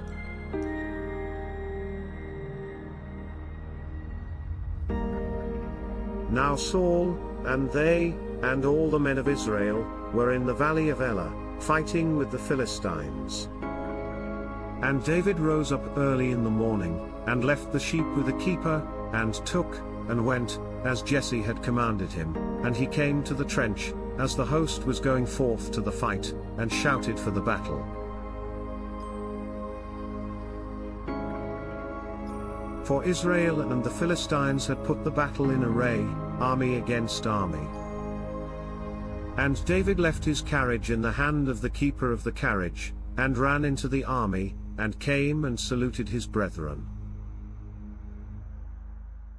And as he talked with them, behold, there came up the champion, the Philistine of Gath, Goliath by name, out of the armies of the Philistines, and spake according to the same words, and David heard them.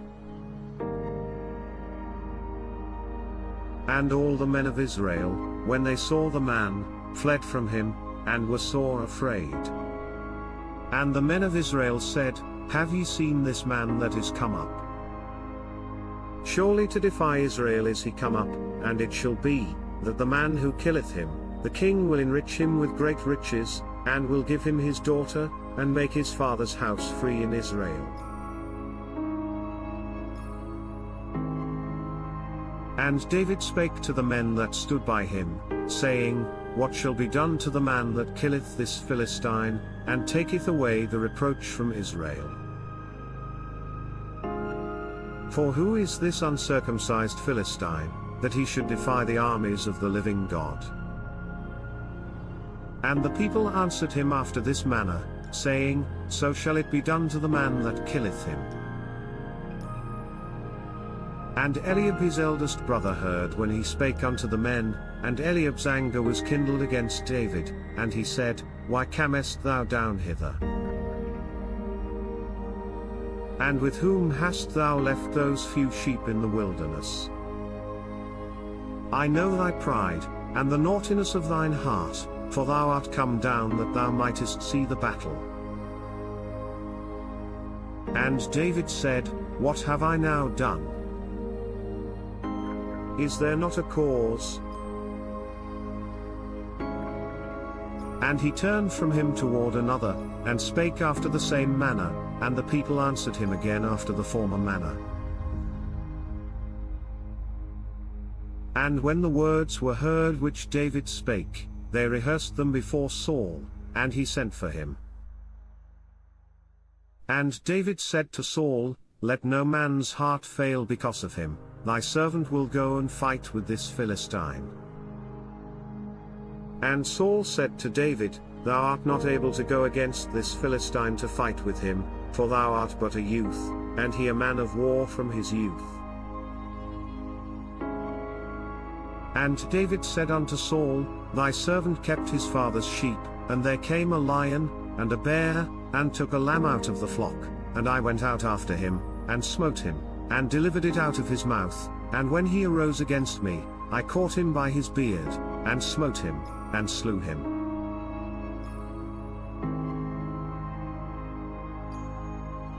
Thy servant slew both the lion and the bear, and this uncircumcised Philistine shall be as one of them, seeing he hath defied the armies of the living God.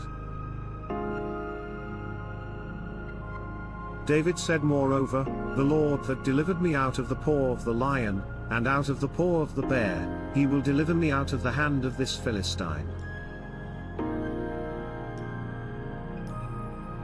And Saul said unto David, Go, and the Lord be with thee. And Saul armed David with his armor, and he put an helmet of brass upon his head, also he armed him with a coat of mail. And David girded his sword upon his armor, and he essayed to go, for he had not proved it. And David said unto Saul, I cannot go with these, for I have not proved them. And David put them off him. And he took his staff in his hand, and chose him 5 smooth stones out of the brook, and put them in a shepherd's bag which he had, even in a scrip, and his sling was in his hand, and he drew near to the Philistine. And the Philistine came on and drew near unto David, and the man that bare the shield went before him. And when the Philistine looked about, and saw David, he disdained him, for he was but a youth, and ruddy, and of a fair countenance. And the Philistine said unto David, Am I a dog, that thou comest to me with staves? And the Philistine cursed David by his gods. And the Philistine said to David, Come to me, and I will give thy flesh unto the fowls of the air, and to the beasts of the field. Then said David to the Philistine, Thou comest to me with a sword, and with a spear, and with a shield, but I come to thee in the name of the Lord of hosts, the God of the armies of Israel, whom thou hast defied. This day will the Lord deliver thee into mine hand, and I will smite thee, and take thine head from thee, and I will give the carcasses of the host of the Philistines this day unto the fowls of the air, and to the wild beasts of the earth, that all the earth may know that there is a God in Israel.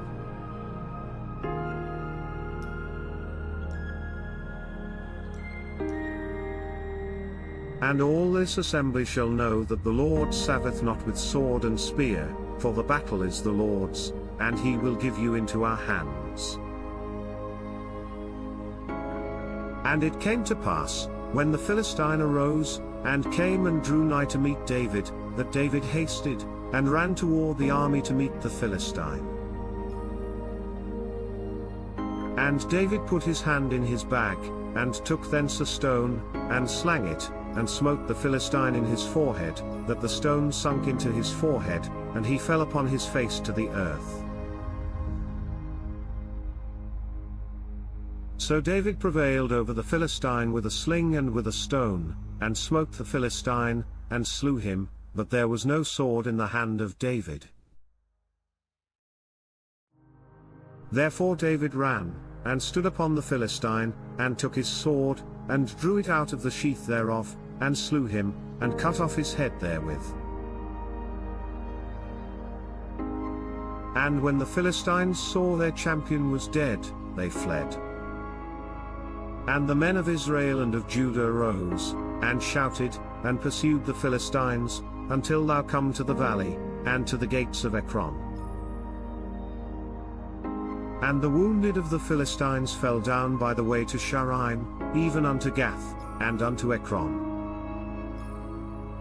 And the children of Israel returned from chasing after the Philistines, and they spoiled their tents. And David took the head of the Philistine, and brought it to Jerusalem, but he put his armor in his tent. And when Saul saw David go forth against the Philistine, he said unto Abner, the captain of the host, Abner, whose son is this youth? And Abner said, As thy soul liveth, O king, I cannot tell. And the king said, Inquire thou whose son the stripling is. And as David returned from the slaughter of the Philistine, Abner took him, and brought him before Saul with the head of the Philistine in his hand. And Saul said to him, Whose son art thou, thou young man? And David answered, I am the son of thy servant Jesse the Bethlehemite. And it came to pass, when he had made an end of speaking unto Saul, that the soul of Jonathan was knit with the soul of David, and Jonathan loved him as his own soul. And Saul took him that day, and would let him go no more home to his father's house. Then Jonathan and David made a covenant, because he loved him as his own soul. And Jonathan stripped himself of the robe that was upon him, and gave it to David, and his garments, even to his sword, and to his bow, and to his girdle. And David went out whithersoever Saul sent him, and behaved himself wisely, and Saul set him over the men of war, and he was accepted in the sight of all the people, and also in the sight of Saul's servants.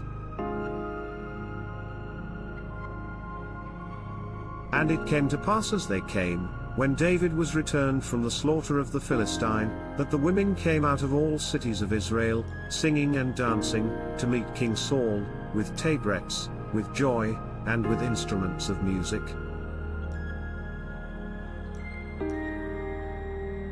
And the women answered one another as they played, and said, Saul hath slain his thousands, and David his 10,000s.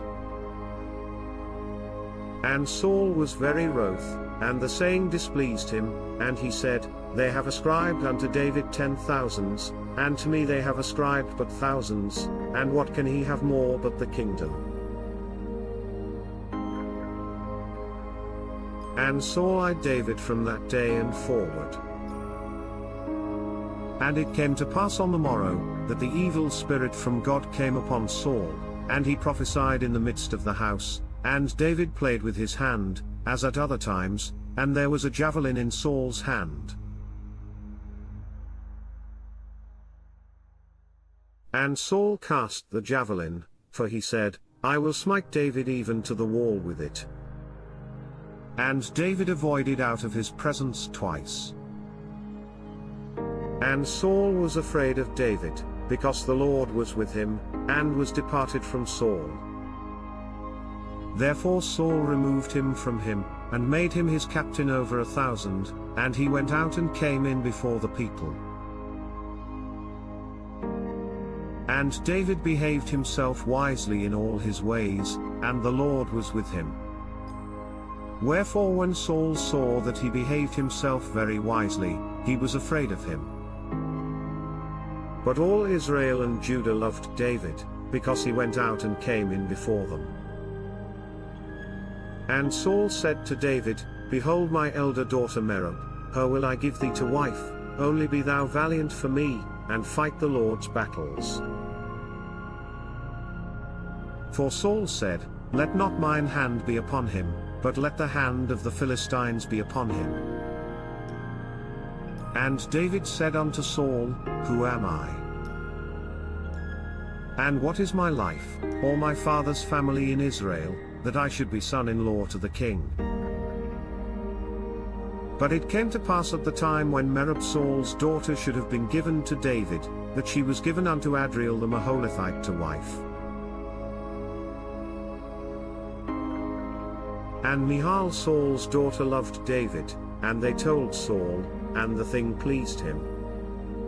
And Saul said, I will give him her, that she may be a snare to him, and that the hand of the Philistines may be against him.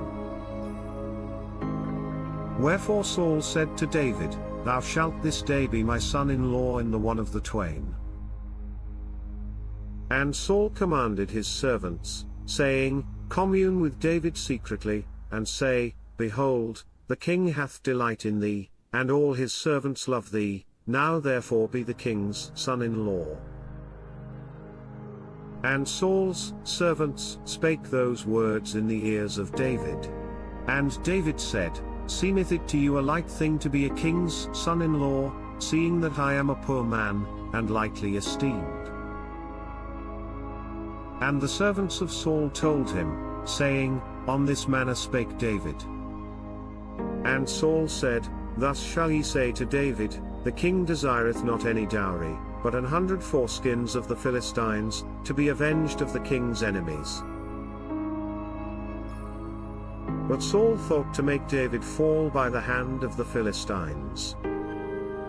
And when his servants told David these words, it pleased David well to be the king's son-in-law, and the days were not expired.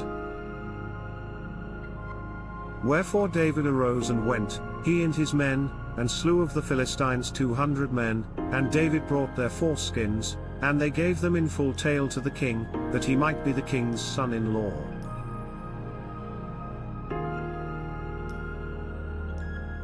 And Saul gave him Michal his daughter to wife. And Saul saw and knew that the Lord was with David, and that Michal Saul's daughter loved him. And Saul was yet the more afraid of David, and Saul became David's enemy continually. Then the princes of the Philistines went forth, and it came to pass, after they went forth, that David behaved himself more wisely than all the servants of Saul, so that his name was much set by. And Saul spake to Jonathan his son, and to all his servants, that they should kill David. But Jonathan Saul's son delighted much in David, and Jonathan told David, saying, Saul my father seeketh to kill thee, now therefore, I pray thee, take heed to thyself until the morning, and abide in a secret place, and hide thyself, and I will go out and stand beside my father in the field where thou art, and I will commune with my father of thee, and what I see, that I will tell thee.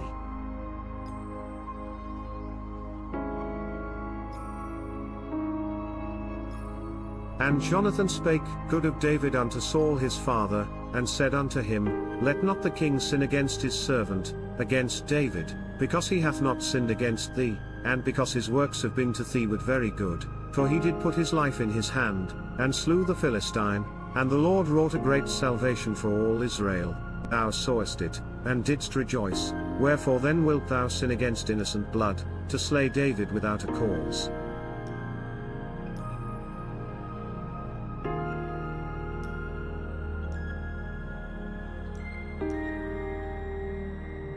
And Saul hearkened unto the voice of Jonathan, and Saul sware, As the Lord liveth, he shall not be slain. And Jonathan called David, and Jonathan showed him all those things. And Jonathan brought David to Saul, and he was in his presence, as in times past. And there was war again, and David went out, and fought with the Philistines, and slew them with a great slaughter, and they fled from him. And the evil spirit from the Lord was upon Saul, as he sat in his house with his javelin in his hand, and David played with his hand.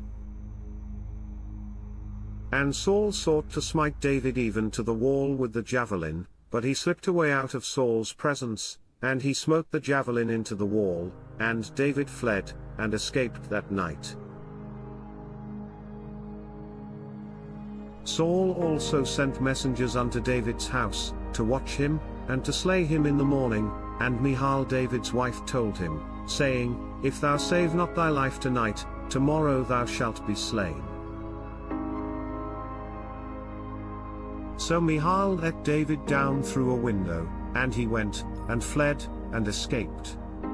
And Michal took an image, and laid it in the bed, and put a pillow of goat's hair for his bolster, and covered it with a cloth. And when Saul sent messengers to take David, she said, He is sick. And Saul sent the messengers again to see David, saying, Bring him up to me in the bed, that I may slay him. And when the messengers were come in, behold, there was an image in the bed, with a pillow of goat's hair for his bolster. And Saul said unto Michal, Why hast thou deceived me so, and sent away mine enemy, that he is escaped? And Michal answered Saul, He said unto me, Let me go, why should I kill thee? So David fled, and escaped, and came to Samuel to Ramah, and told him all that Saul had done to him. And he and Samuel went and dwelt in Naioth. And it was told Saul, saying, Behold, David is at Naioth in Ramah. And Saul sent messengers to take David, and when they saw the company of the prophets prophesying, and Samuel standing as appointed over them, the Spirit of God was upon the messengers of Saul, and they also prophesied.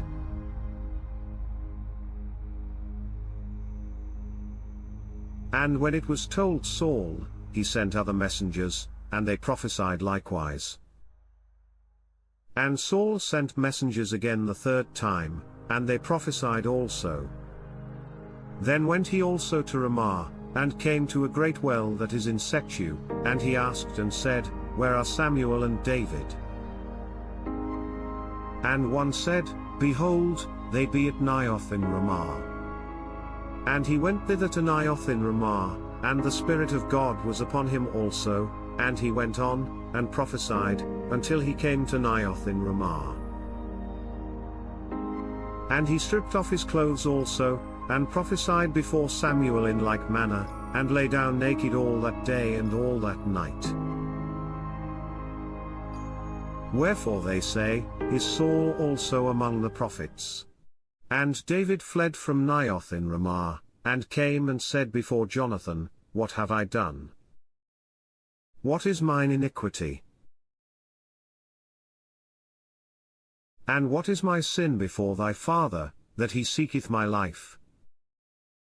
And he said unto him, God forbid, thou shalt not die. Behold, my father will do nothing either great or small, but that he will show it me, and why should my father hide this thing from me? It is not so. And David sware moreover, and said, Thy father certainly knoweth that I have found grace in thine eyes, and he saith, Let not Jonathan know this, lest he be grieved, but truly as the Lord liveth, and as thy soul liveth, there is but a step between me and death. Then said Jonathan unto David, Whatsoever thy soul desireth, I will even do it for thee. And David said unto Jonathan, Behold, tomorrow is the new moon, and I should not fail to sit with the king at meat, but let me go, that I may hide myself in the field unto the third day at even. If thy father at all miss me, then say, David earnestly asked leave of me that he might run to Bethlehem his city, for there is a yearly sacrifice there for all the family. If he say thus, It is well, thy servant shall have peace, but if he be very wroth, then be sure that evil is determined by him. Therefore thou shalt deal kindly with thy servant, for thou hast brought thy servant into a covenant of the Lord with thee. Notwithstanding, if there be in me iniquity, slay me thyself, for why shouldest thou bring me to thy father?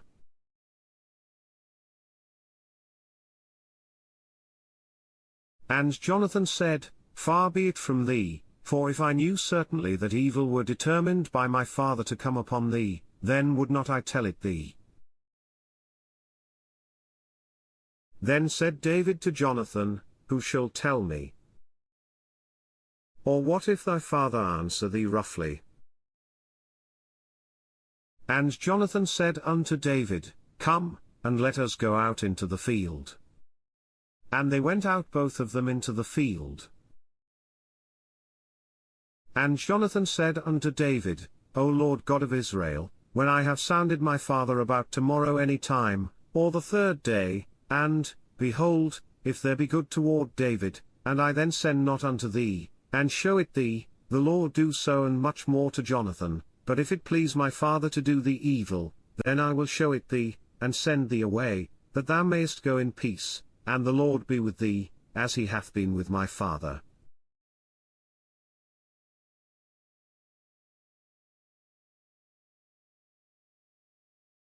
And thou shalt not only while yet I live show me the kindness of the Lord, that I die not, but also thou shalt not cut off thy kindness from my house for ever, no, not when the Lord hath cut off the enemies of David every one from the face of the earth.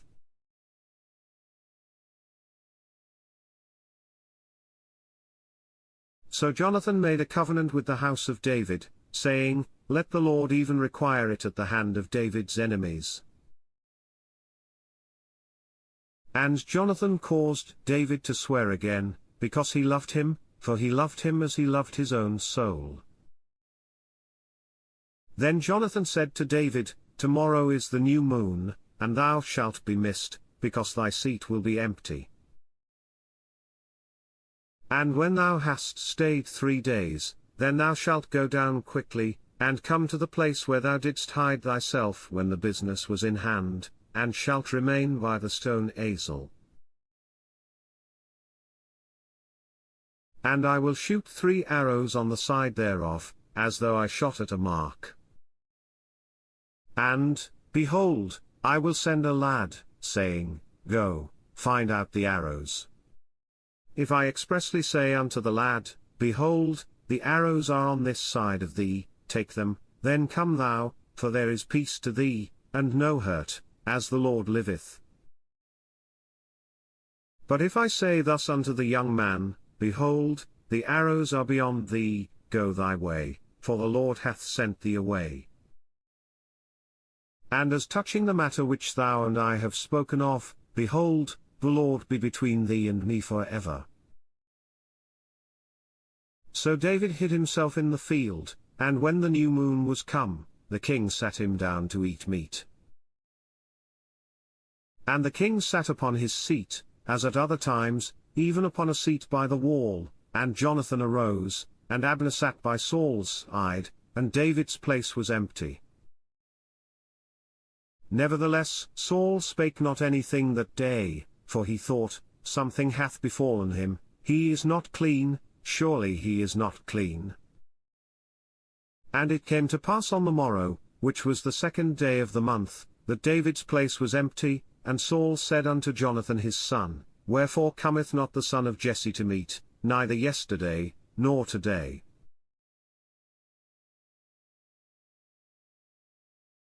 And Jonathan answered Saul, David earnestly asked leave of me to go to Bethlehem, and he said, Let me go, I pray thee, for our family hath a sacrifice in the city, and my brother, he hath commanded me to be there, and now, if I have found favor in thine eyes, let me get away, I pray thee, and see my brethren.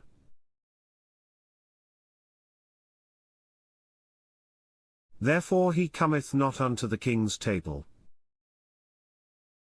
Then Saul's anger was kindled against Jonathan, and he said unto him, Thou son of the perverse rebellious woman, do not I know that thou hast chosen the son of Jesse to thine own confusion, and unto the confusion of thy mother's nakedness?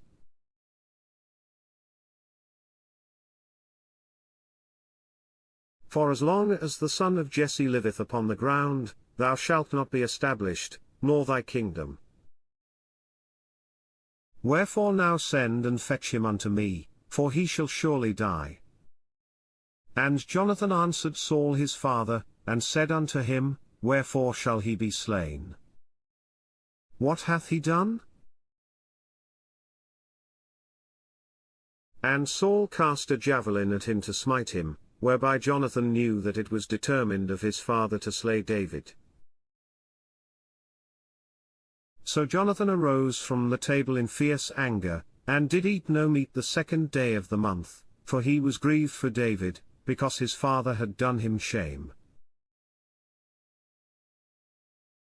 And it came to pass in the morning, that Jonathan went out into the field at the time appointed with David, and a little lad with him. And he said unto his lad, Run, find out now the arrows which I shoot. And as the lad ran, he shot an arrow beyond him.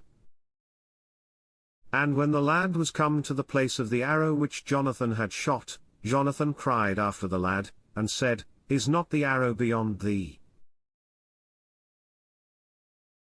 And Jonathan cried after the lad, Make speed, haste, stay not. And Jonathan's lad gathered up the arrows, and came to his master. But the lad knew not anything, only Jonathan and David knew the matter. And Jonathan gave his artillery unto his lad, and said unto him, Go, carry them to the city. And as soon as the lad was gone, David arose out of a place toward the south, and fell on his face to the ground, and bowed himself 3 times, and they kissed one another, and wept one with another, until David exceeded. And Jonathan said to David, Go in peace, forasmuch as we have sworn both of us in the name of the Lord, saying, The Lord be between me and thee, and between my seed and thy seed for ever. And he arose and departed, and Jonathan went into the city. Then came David to Nob to Ahimelech the priest, and Ahimelech was afraid at the meeting of David, and said unto him, Why art thou alone, and no man with thee? And David said unto Ahimelech the priest, The king hath commanded me a business, and hath said unto me, Let no man know anything of the business whereabout I send thee, and what I have commanded thee, and I have appointed my servants to such and such a place.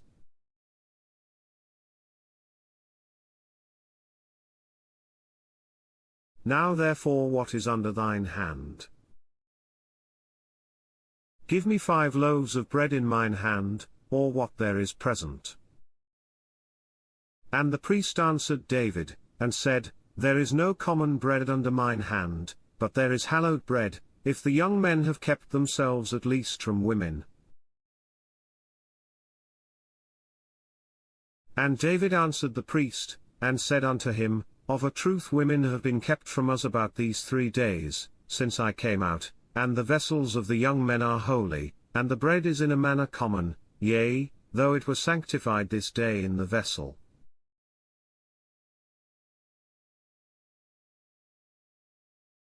So the priest gave him hallowed bread, for there was no bread there but the showbread, that was taken from before the Lord, to put hot bread in the day when it was taken away.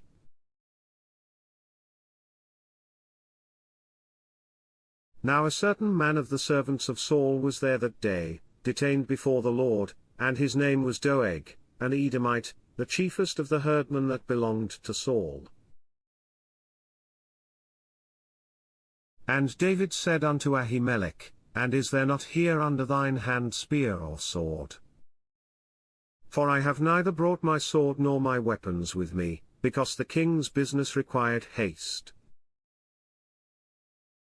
And the priest said, The sword of Goliath the Philistine, whom thou slewest in the valley of Elah, behold, it is here wrapped in a cloth behind the ephod. If thou wilt take that, take it, for there is no other save that here. And David said, There is none like that, give it me. And David arose, and fled that day for fear of Saul, and went to Achish the king of Gath. And the servants of Achish said unto him, Is not this David the king of the land?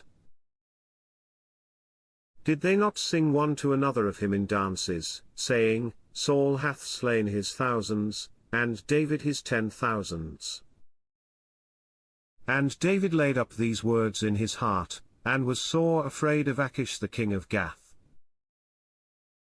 And he changed his behavior before them, and feigned himself mad in their hands, and scrabbled on the doors of the gate, and let his spittle fall down upon his beard. Then said Achish unto his servants, Lo, ye see the man is mad, wherefore then have ye brought him to me? Have I need of mad men, that ye have brought this fellow to play the madman in my presence? Shall this fellow come into my house? David therefore departed thence, and escaped to the cave Adullam, and when his brethren and all his father's house heard it, they went down thither to him.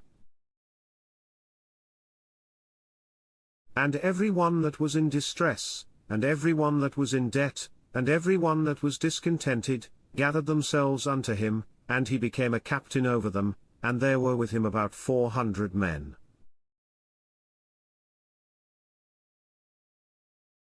And David went thence to Mizpah of Moab, and he said unto the king of Moab, Let my father and my mother, I pray thee, come forth, and be with you, till I know what God will do for me. And he brought them before the king of Moab, and they dwelt with him all the while that David was in the hold. And the prophet Gad said unto David, Abide not in the hold, depart, and get thee into the land of Judah. Then David departed, and came into the forest of Hereth.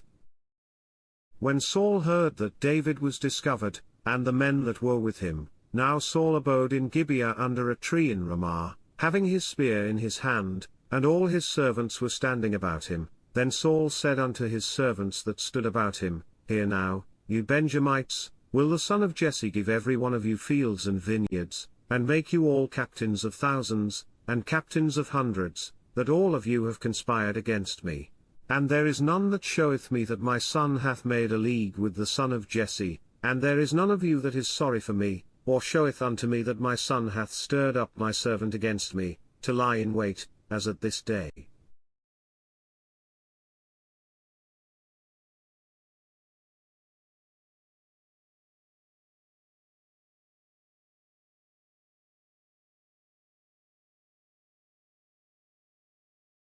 Then answered Doeg the Edomite, which was set over the servants of Saul, and said, I saw the son of Jesse coming to Nob, to Ahimelech the son of Ahitub.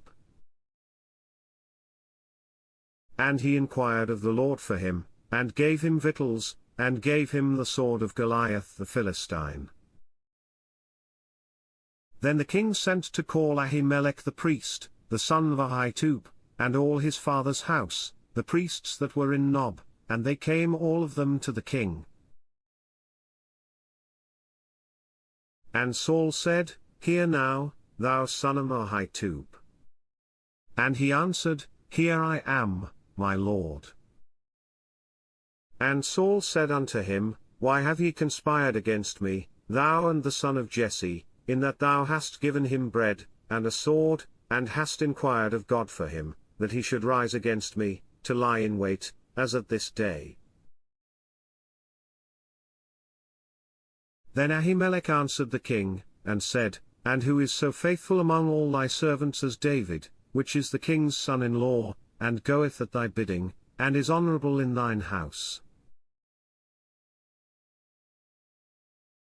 Did I then begin to inquire of God for him?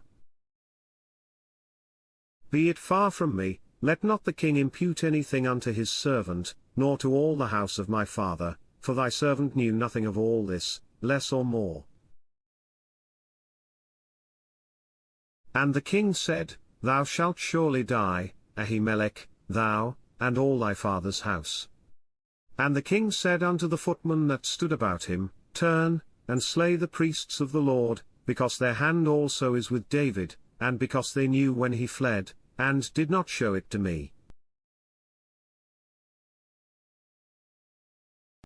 But the servants of the king would not put forth their hand to fall upon the priests of the Lord. And the king said to Doeg, Turn thou, and fall upon the priests. And Doeg the Edomite turned, and he fell upon the priests, and slew on that day 75 persons that did wear a linen ephod. And Nob, the city of the priests, smote he with the edge of the sword, both men and women, children and sucklings, and oxen, and asses, and sheep, with the edge of the sword. And one of the sons of Ahimelech the son of Ahitub, named Abiathar, escaped, and fled after David.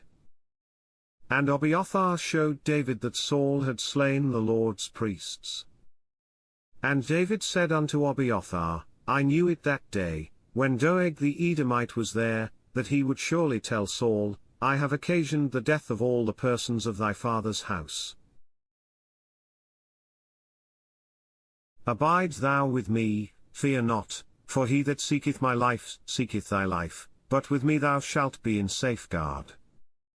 Then they told David, saying, Behold, the Philistines fight against Keilah, and they rob the threshing floors.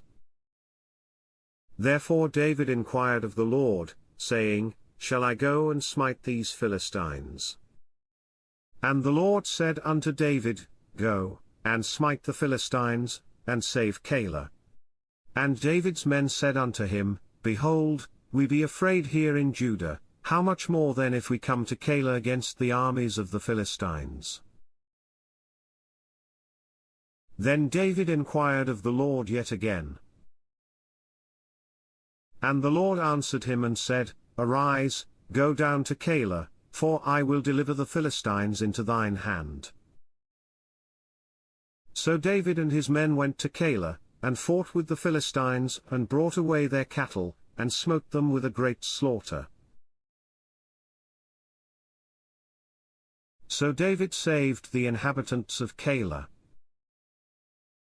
And it came to pass, when Abiathar the son of Ahimelech fled to David to Keilah, that he came down with an ephod in his hand.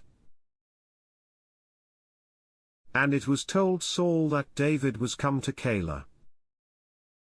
And Saul said, God hath delivered him into mine hand, for he is shut in, by entering into a town that hath gates and bars. And Saul called all the people together to war, to go down to Keilah, to besiege David and his men. And David knew that Saul secretly practiced mischief against him, and he said to Abiathar the priest, Bring hither the ephod. Then said David, O Lord God of Israel, thy servant hath certainly heard that Saul seeketh to come to Keilah, to destroy the city for my sake. Will the men of Keilah deliver me up into his hand? Will Saul come down, as thy servant hath heard? O Lord God of Israel, I beseech thee, tell thy servant. And the Lord said, He will come down. Then said David, Will the men of Keilah deliver me, and my men into the hand of Saul? And the Lord said, They will deliver thee up. Then David and his men, which were about 600, arose and departed out of Keilah, and went whithersoever they could go. And it was told Saul that David was escaped from Keilah, and he forbare to go forth. And David abode in the wilderness in strongholds, and remained in a mountain in the wilderness of Ziph. And Saul sought him every day, but God delivered him not into his hand. And David saw that Saul was come out to seek his life, and David was in the wilderness of Ziph in a wood. And Jonathan Saul's son arose, and went to David into the wood, and strengthened his hand in God. And he said unto him, Fear not, for the hand of Saul my father shall not find thee, and thou shalt be king over Israel, and I shall be next unto thee, and that also Saul my father knoweth. And they two made a covenant before the Lord, and David abode in the wood, and Jonathan went to his house. Then came up the Ziphites to Saul to Gibeah, saying, Doth not David hide himself with us in strongholds in the wood, in the hill of Hachilah, which is on the south of Jeshimon? Now therefore, O king, come down according to all the desire of thy soul to come down, and our part shall be to deliver him into the king's hand. And Saul said, Blessed be ye of the Lord, for ye have compassion on me. Go, I pray you, prepare yet, and know and see his place where his haunt is, and who hath seen him there, for it is told me that he dealeth very subtilly. See therefore, and take knowledge of all the lurking places where he hideth himself, and come ye again to me with the certainty, and I will go with you, and it shall come to pass, if he be in the land, that I will search him out throughout all the thousands of Judah.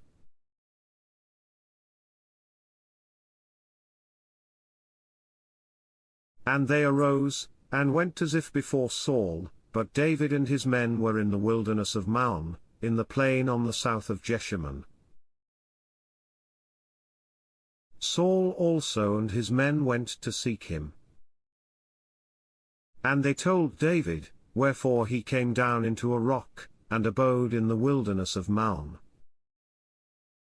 And when Saul heard that, he pursued after David in the wilderness of Maon. And Saul went on this side of the mountain, and David and his men on that side of the mountain, and David made haste to get away for fear of Saul, for Saul and his men compassed David and his men round about to take them.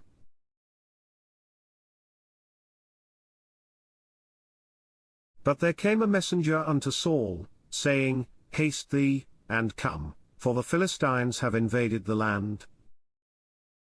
Wherefore Saul returned from pursuing after David, and went against the Philistines, therefore they called that place Selah Hamalikoth. And David went up from thence, and dwelt in strongholds at En-gedi. And it came to pass, when Saul was returned from following the Philistines, that it was told him, saying, Behold, David is in the wilderness of En-gedi. Then Saul took 3,000 chosen men out of all Israel, and went to seek David and his men upon the rocks of the wild goats. And he came to the sheepcotes by the way, where was a cave, and Saul went in to cover his feet, and David and his men remained in the sides of the cave.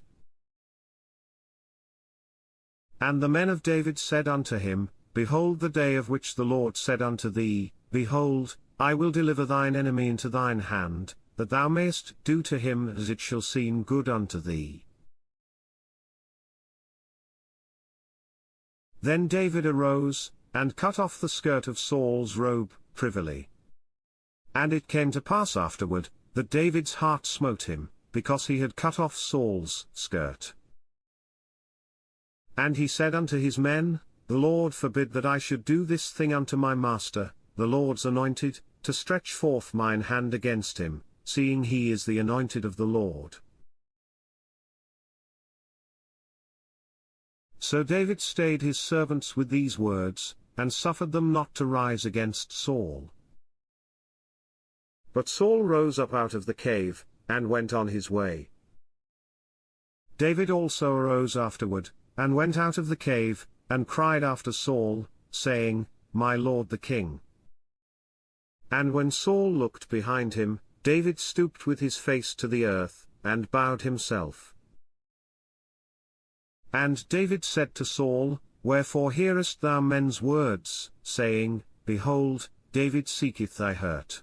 Behold, this day thine eyes have seen how that the Lord had delivered thee today into mine hand in the cave, and some bade me kill thee, but mine eye spared thee, and I said, I will not put forth mine hand against my Lord, for he is the Lord's anointed.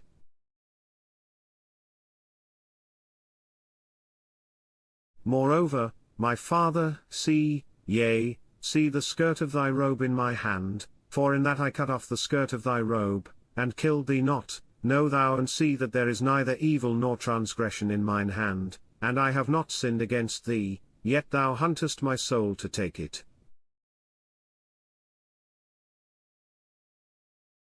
The Lord judge between me and thee, and the Lord avenge me of thee, but mine hand shall not be upon thee.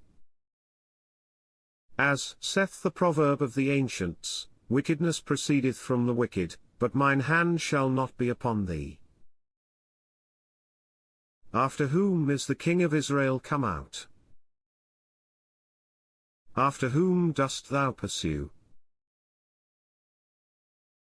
After a dead dog, after a flea. The Lord therefore be judge, and judge between me and thee, and see, and plead my cause, and deliver me out of thine hand. And it came to pass, when David had made an end of speaking these words unto Saul, that Saul said, Is this thy voice, my son David?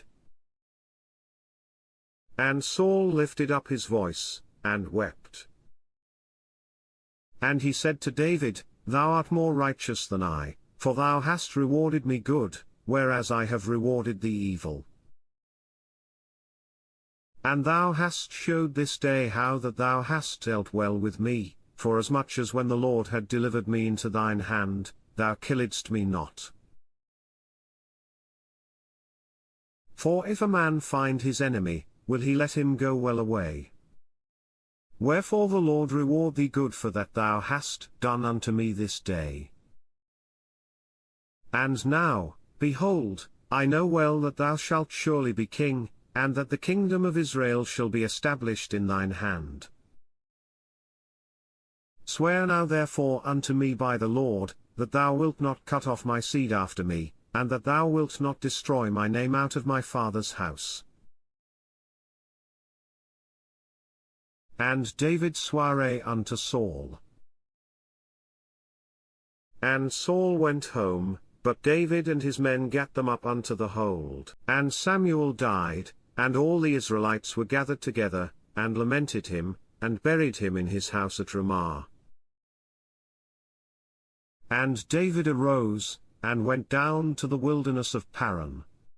And there was a man in Maon, whose possessions were in Carmel, and the man was very great, and he had 3,000 sheep, and 1,000 goats, and he was shearing his sheep in Carmel. Now the name of the man was Nabal, and the name of his wife Abigail, and she was a woman of good understanding, and of a beautiful countenance, but the man was churlish and evil in his doings, and he was of the house of Caleb.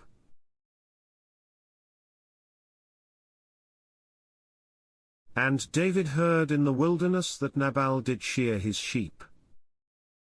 And David sent out 10 young men, and David said unto the young men, Get you up to Carmel, and go to Nabal, and greet him in my name, and thus shall ye say to him that liveth in prosperity, Peace be both to thee, and peace be to thine house, and peace be unto all that thou hast.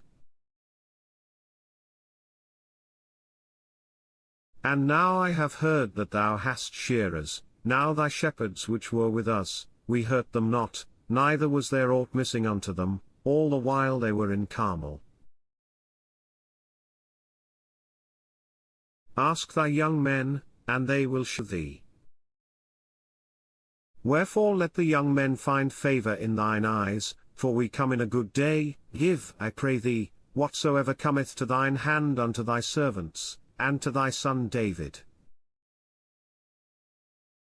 And when David's young men came, they spake to Nabal according to all those words in the name of David, and ceased.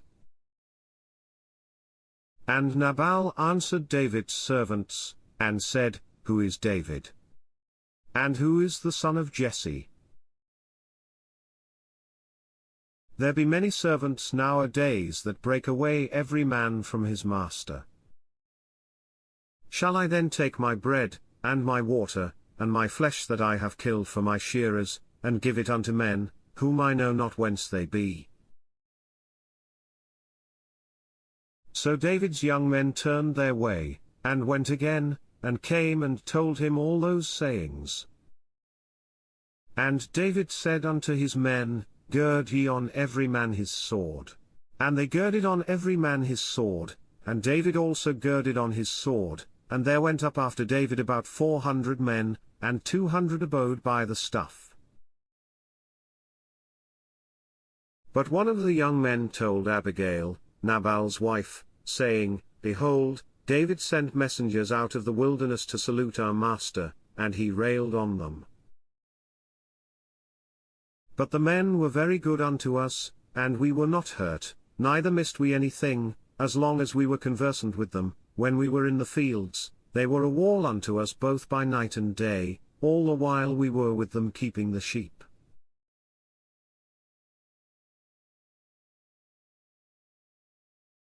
Now therefore know and consider what thou wilt do, for evil is determined against our master, and against all his household, for he is such a son of Belial, that a man cannot speak to him. Then Abigail made haste, and took 200 loaves, and 2 bottles of wine, and 5 sheep ready dressed, and 5 measures of parched corn, and 100 clusters of raisins, and 200 cakes of figs, and laid them on asses. And she said unto her servants, Go on before me, behold, I come after you. But she told not her husband Nabal. And it was so, as she rode on the ass, that she came down by the cover of the hill, and, behold, David and his men came down against her, and she met them. Now David had said, Surely in vain have I kept all that this fellow hath in the wilderness, so that nothing was missed of all that pertained unto him, and he hath requited me evil for good.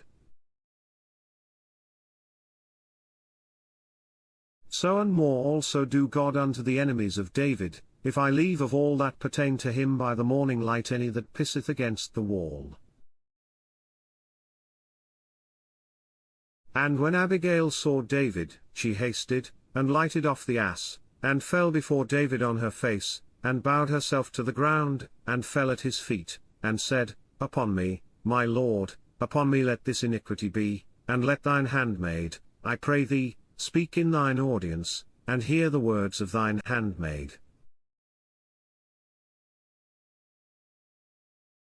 Let not my lord, I pray thee, regard this man of Belial, even Nabal, for as his name is, so is he, Nabal is his name, and folly is with him, but I thine handmaid saw not the young men of my lord, whom thou didst send. Now therefore, my lord, as the Lord liveth, and as thy soul liveth, seeing the Lord hath withholden thee from coming to shed blood, and from avenging thyself with thine own hand, now let thine enemies, and they that seek evil to my lord, be as Nabal. And now this blessing which thine handmaid hath brought unto my lord, let it even be given unto the young men that follow my lord. I pray thee, forgive the trespass of thine handmaid, for the Lord will certainly make my lord a sure house, because my lord fighteth the battles of the Lord, and evil hath not been found in thee all thy days.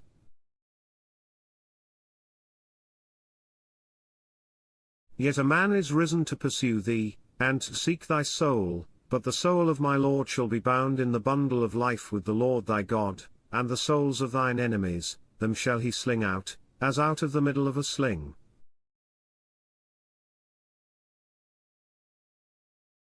And it shall come to pass, when the Lord shall have done to my lord according to all the good that he hath spoken concerning thee, and shall have appointed thee ruler over Israel, that this shall be no grief unto thee, nor offence of heart unto my lord, either that thou hast shed blood causeless, or that my lord hath avenged himself, but when the Lord shall have dealt well with my lord, then remember thine handmaid.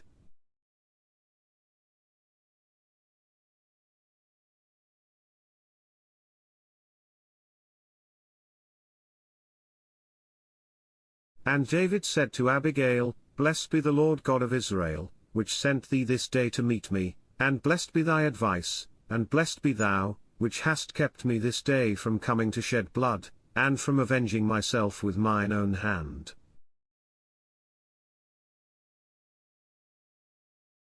For in very deed, as the Lord God of Israel liveth, which hath kept me back from hurting thee, except thou hadst hasted and come to meet me, surely there had not been left unto Nabal by the morning light any that pisseth against the wall.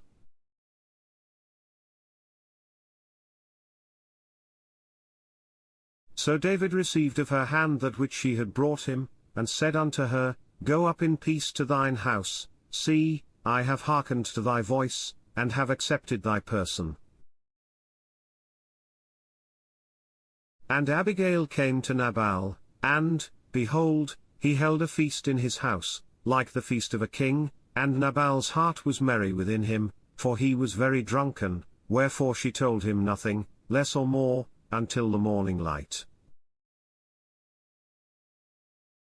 But it came to pass in the morning, when the wine was gone out of Nabal, and his wife had told him these things, that his heart died within him, and he became as a stone. And it came to pass about 10 days after, that the Lord smote Nabal, that he died. And when David heard that Nabal was dead, he said, Blessed be the Lord, that hath pleaded the cause of my reproach from the hand of Nabal, and hath kept his servant from evil, for the Lord hath returned the wickedness of Nabal upon his own head.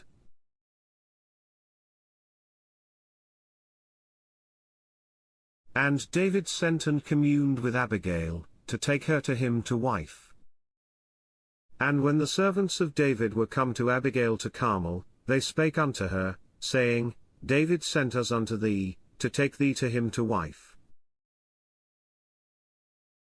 And she arose, and bowed herself on her face to the earth, and said, Behold, let thine handmaid be a servant to wash the feet of the servants of my lord.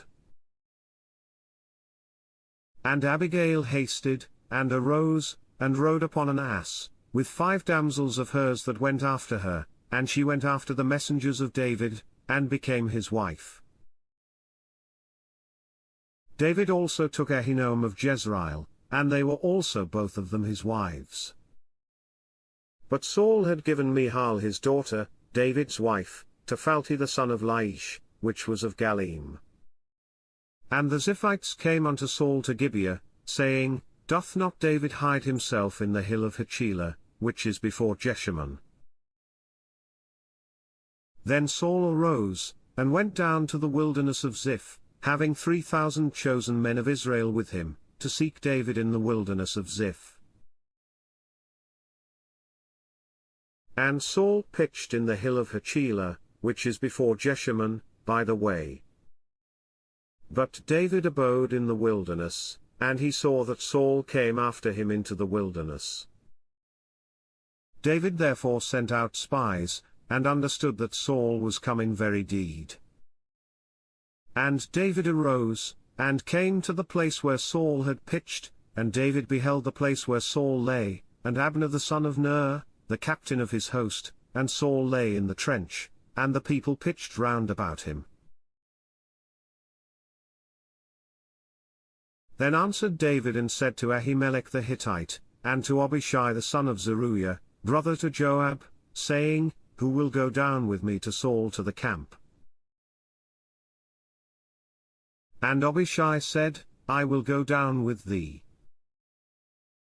So David and Abishai came to the people by night, and, behold, Saul lay sleeping within the trench, and his spear stuck in the ground at his bolster, but Abner and the people lay round about him.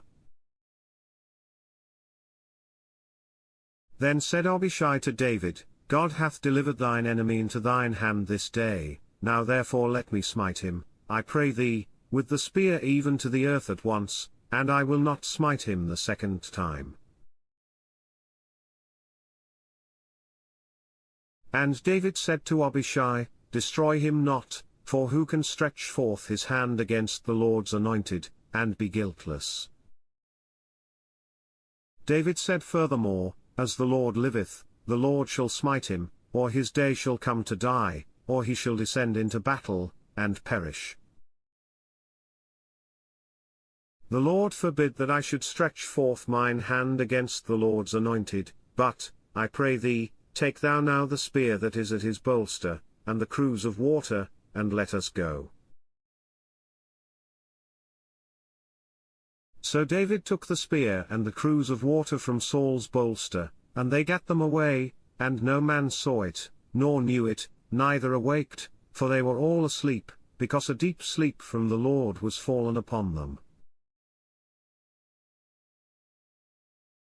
Then David went over to the other side, and stood on the top of an hill afar off, a great space being between them, and David cried to the people, and to Abner the son of Ner, saying, Answerest thou not, Abner? Then Abner answered and said, Who art thou that criest to the king? And David said to Abner, Art not thou a valiant man? And who is like to thee in Israel? Wherefore then hast thou not kept thy lord the king? For there came one of the people in to destroy the king thy lord. This thing is not good that thou hast done. As the Lord liveth, ye are worthy to die, because ye have not kept your master, the Lord's anointed. And now see where the king's spear is, and the cruse of water that was at his bolster. And Saul knew David's voice, and said, Is this thy voice, my son David? And David said, It is my voice, my lord, O king. And he said, Wherefore doth my lord thus pursue after his servant? For what have I done? Or what evil is in mine hand? Now therefore, I pray thee, let my lord the king hear the words of his servant. If the Lord have stirred thee up against me, let him accept an offering, but if they be the children of men, cursed be they before the Lord, for they have driven me out this day from abiding in the inheritance of the Lord, saying, Go, serve other gods.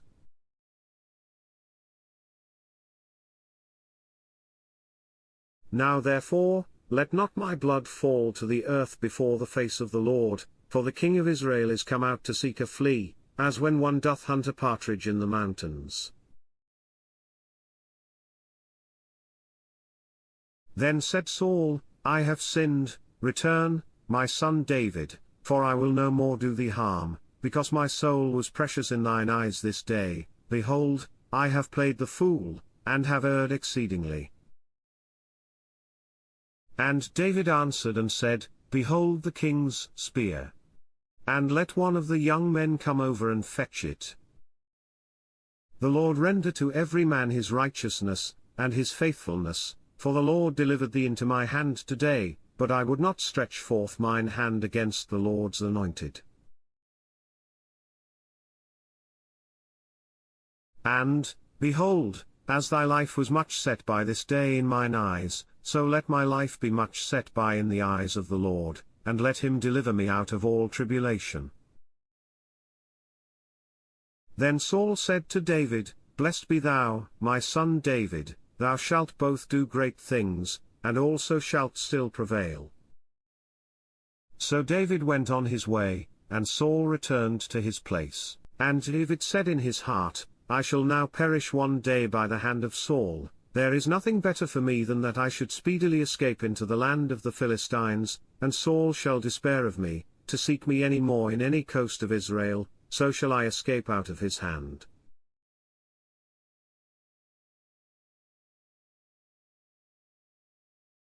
And David arose, and he passed over with the 600 men that were with him unto Achish, the son of Maoch, king of Gath. And David dwelt with Achish at Gath, he and his men, every man with his household, even David with his 2 wives, Ahinoam the Jezreelitess, and Abigail the Carmelitess, Nabal's wife. And it was told Saul that David was fled to Gath, and he sought no more again for him. And David said unto Achish, If I have now found grace in thine eyes, let them give me a place in some town in the country, that I may dwell there, for why should thy servant dwell in the royal city with thee?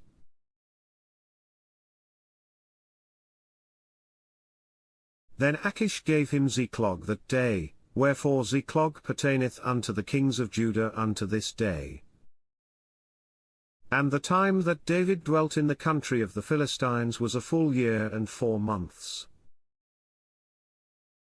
And David and his men went up, and invaded the Geshurites, and the Jezrites, and the Amalekites, for those nations were of old the inhabitants of the land, as thou goest to Shur, even unto the land of Egypt.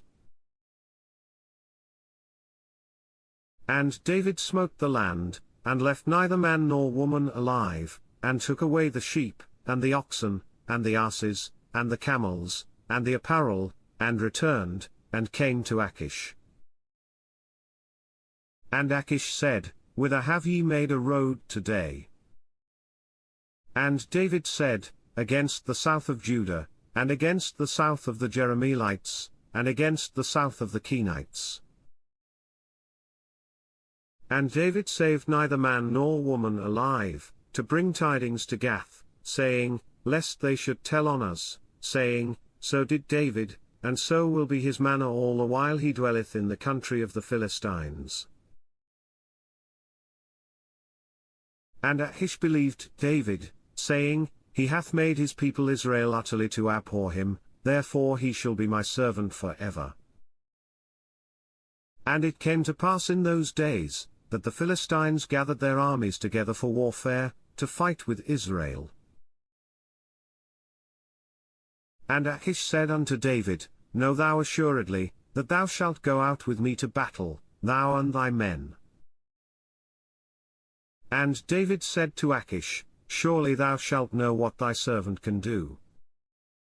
And Achish said to David, Therefore will I make thee keeper of mine head for ever. Now Samuel was dead, and all Israel had lamented him, and buried him in Ramah, even in his own city. And Saul had put away those that had familiar spirits, and the wizards, out of the land. And the Philistines gathered themselves together, and came and pitched in Shunem, and Saul gathered all Israel together, and they pitched in Gilboa. And when Saul saw the host of the Philistines, he was afraid, and his heart greatly trembled. And when Saul inquired of the Lord answered him not, neither by dreams, nor by Urim, nor by prophets. Then said Saul unto his servants, Seek me a woman that hath a familiar spirit, that I may go to her, and inquire of her. And his servants said to him, Behold, there is a woman that hath a familiar spirit at Endor. And Saul disguised himself, and put on other raiment, and he went, and 2 men with him, and they came to the woman by night, and he said, I pray thee, divine unto me by the familiar spirit, and bring me him up, whom I shall name unto thee. And the woman said unto him, Behold, thou knowest what Saul hath done, how he hath cut off those that have familiar spirits, and the wizards, out of the land, wherefore then layest thou a snare for my life, to cause me to die. And Saul sware to her by the Lord, saying, As the Lord liveth, there shall no punishment happen to thee for this thing. Then said the woman, Whom shall I bring up unto thee? And he said, Bring me up Samuel. And when the woman saw Samuel, she cried with a loud voice, and the woman spake to Saul, saying, Why hast thou deceived me? For thou art Saul. And the king said unto her, Be not afraid, for what sawest thou? And the woman said unto Saul, I saw gods ascending out of the earth. And he said unto her, What form is he of? And she said, An old man cometh up, and he is covered with a mantle. And Saul perceived that it was Samuel, and he stooped with his face to the ground, and bowed himself. And Samuel said to Saul, Why hast thou disquieted me, to bring me up? And Saul answered, I am sore distressed, for the Philistines make war against me, and God is departed from me, and answereth me no more, neither by prophets, nor by dreams, therefore I have called thee, that thou mayest make known unto me what I shall do. Then said Samuel, Wherefore then dost thou ask of me, seeing the Lord is departed from thee, and is become thine enemy? And the Lord hath done to him, as he spake by me, for the Lord hath rent the kingdom out of thine hand, and given it to thy neighbor, even to David, because thou obeyedst not the voice of the Lord, nor executedst his fierce wrath upon Amalek, therefore hath the Lord done this thing unto thee this day.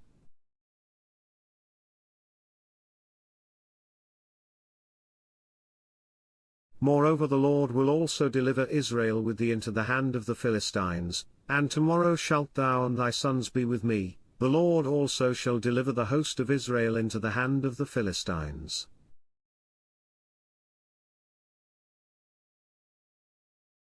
Then Saul fell straightway all along on the earth, and was sore afraid, because of the words of Samuel, and there was no strength in him, for he had eaten no bread all the day, nor all the night.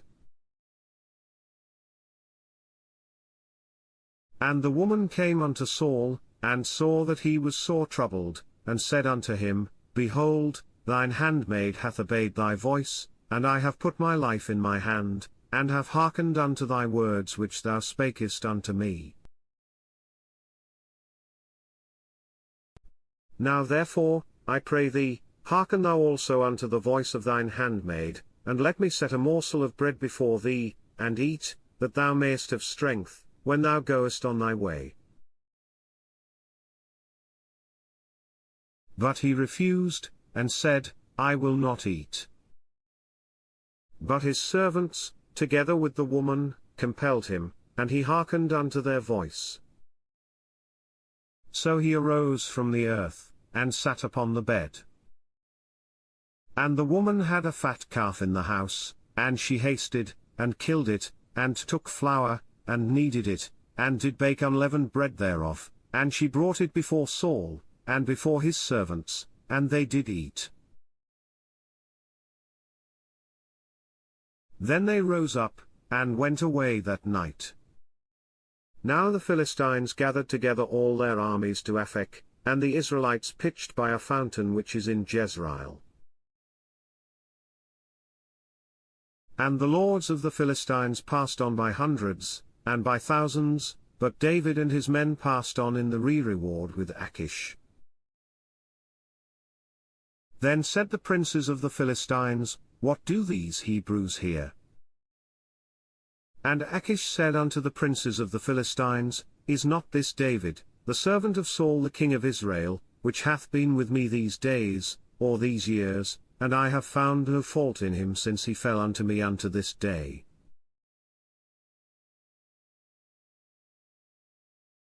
And the princes of the Philistines were wroth with him, and the princes of the Philistines said unto him, Make this fellow return, that he may go again to his place which thou hast appointed him, and let him not go down with us to battle, lest in the battle he be an adversary to us, for wherewith should he reconcile himself unto his master?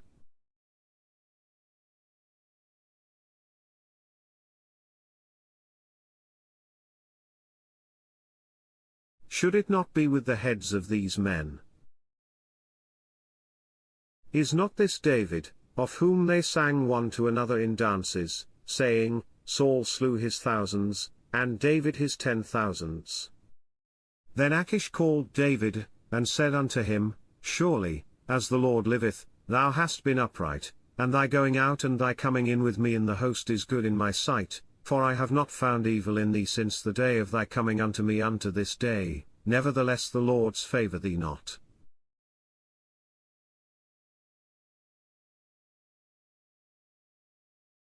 Wherefore now return, and go in peace, that thou displease not the lords of the Philistines. And David said unto Achish, But what have I done? And what hast thou found in thy servant so long as I have been with thee unto this day, that I may not go fight against the enemies of my lord the king? And Achish answered and said to David, I know that thou art good in my sight, as an angel of God, notwithstanding the princes of the Philistines have said, He shall not go up with us to the battle. Wherefore now rise up early in the morning with thy master's servants that are come with thee, and as soon as ye be up early in the morning, and have light, depart. So David and his men rose up early to depart in the morning, to return into the land of the Philistines. And the Philistines went up to Jezreel.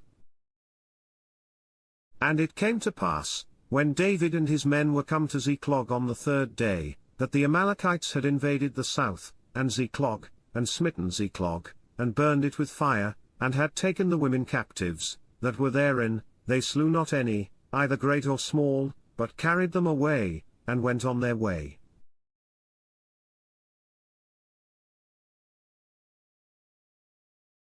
So David and his men came to the city, and, behold, it was burned with fire, and their wives, and their sons, and their daughters, were taken captives.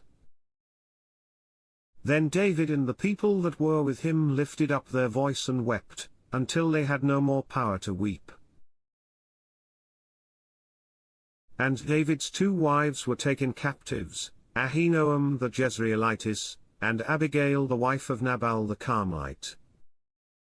And David was greatly distressed, for the people spake of stoning him, because the soul of all the people was grieved, every man for his sons and for his daughters, but David encouraged himself in the Lord his God.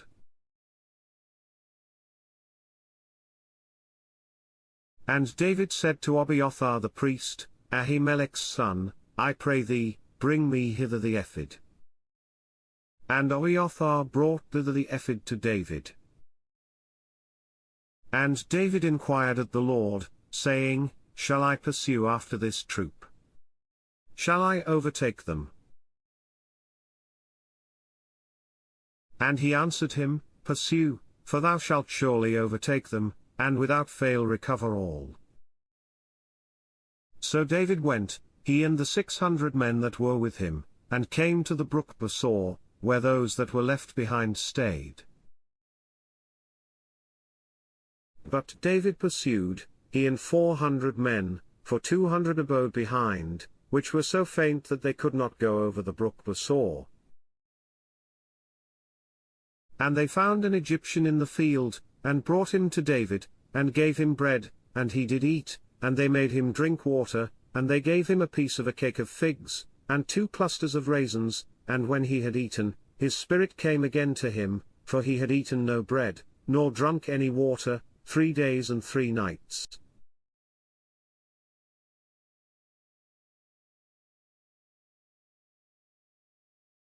And David said unto him, To whom belongest thou? And whence art thou? And he said, I am a young man of Egypt, servant to an Amalekite, and my master left me, because 3 days agone I fell sick. We made an invasion upon the south of the Kerethites, and upon the coast which belongeth to Judah, and upon the south of Caleb, and we burned Ziklag with fire. And David said to him, Canst thou bring me down to this company? And he said, Swear unto me by God, that thou wilt neither kill me, nor deliver me into the hands of my master, and I will bring thee down to this company. And when he had brought him down, behold, they were spread abroad upon all the earth, eating and drinking, and dancing, because of all the great spoil that they had taken out of the land of the Philistines, and out of the land of Judah.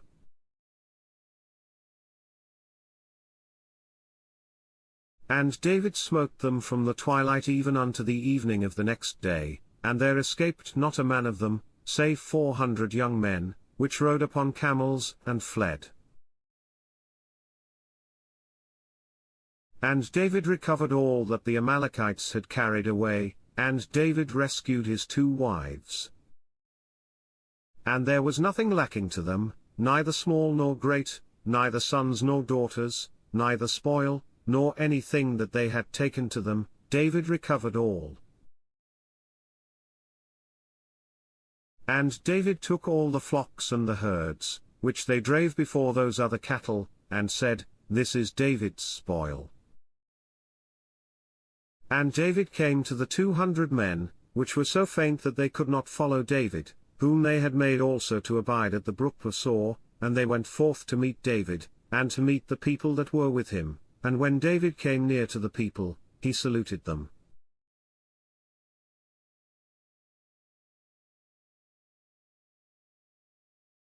Then answered all the wicked men and men of Belial, of those that went with David, and said, Because they went not with us, we will not give them aught of the spoil that we have recovered, save to every man his wife and his children, that they may lead them away, and depart.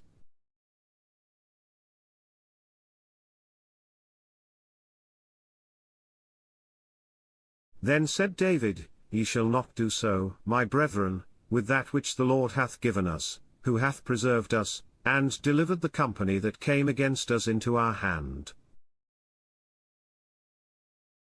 For who will hearken unto you in this matter? But as his part is that goeth down to the battle, so shall his part be that tarrieth by the stuff, they shall part alike. And it was so from that day forward, that he made it a statute and an ordinance for Israel unto this day. And when David came to Ziklag, he sent of the spoil unto the elders of Judah, even to his friends, saying, Behold a present for you of the spoil of the enemies of the Lord, to them which were in Bethel, and to them which were in South Ramoth, and to them which were in Jattir, and to them which were in Aroer, and to them which were in Siphmoth, and to them which were in Eshtemoa, and to them which were in Rashal, and to them which were in the cities of the Jerahmeelites, and to them which were in the cities of the Kenites, and to them which were in Hormah, and to them which were in Chorasan, and to them which were in Athach, and to them which were in Hebron, and to all the places where David himself and his men were wont to haunt.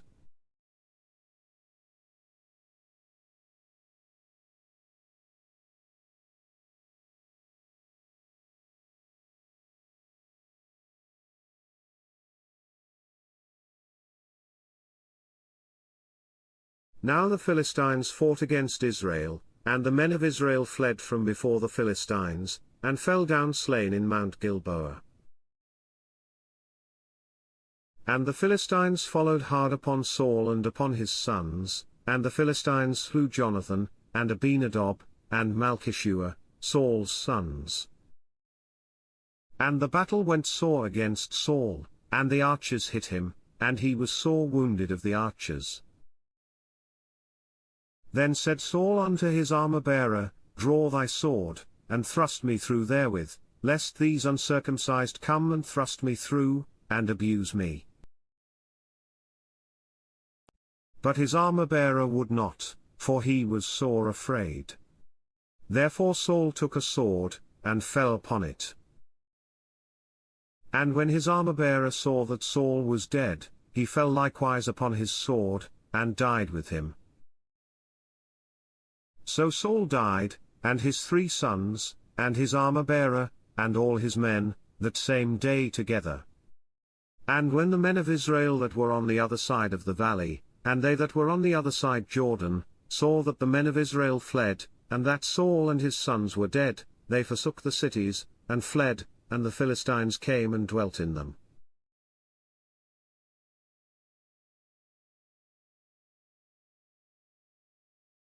And it came to pass on the morrow, when the Philistines came to strip the slain, that they found Saul and his 3 sons fallen in Mount Gilboa.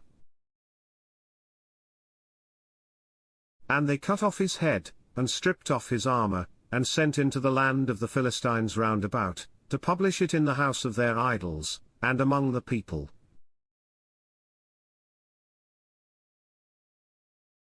And they put his armor in the house of Ashtaroth, and they fastened his body to the wall of Bethshan. And when the inhabitants of Jabes-Gilead heard of that which the Philistines had done to Saul, all the valiant men arose, and went all night, and took the body of Saul and the bodies of his sons from the wall of Bethshan, and came to Jabesh, and burnt them there.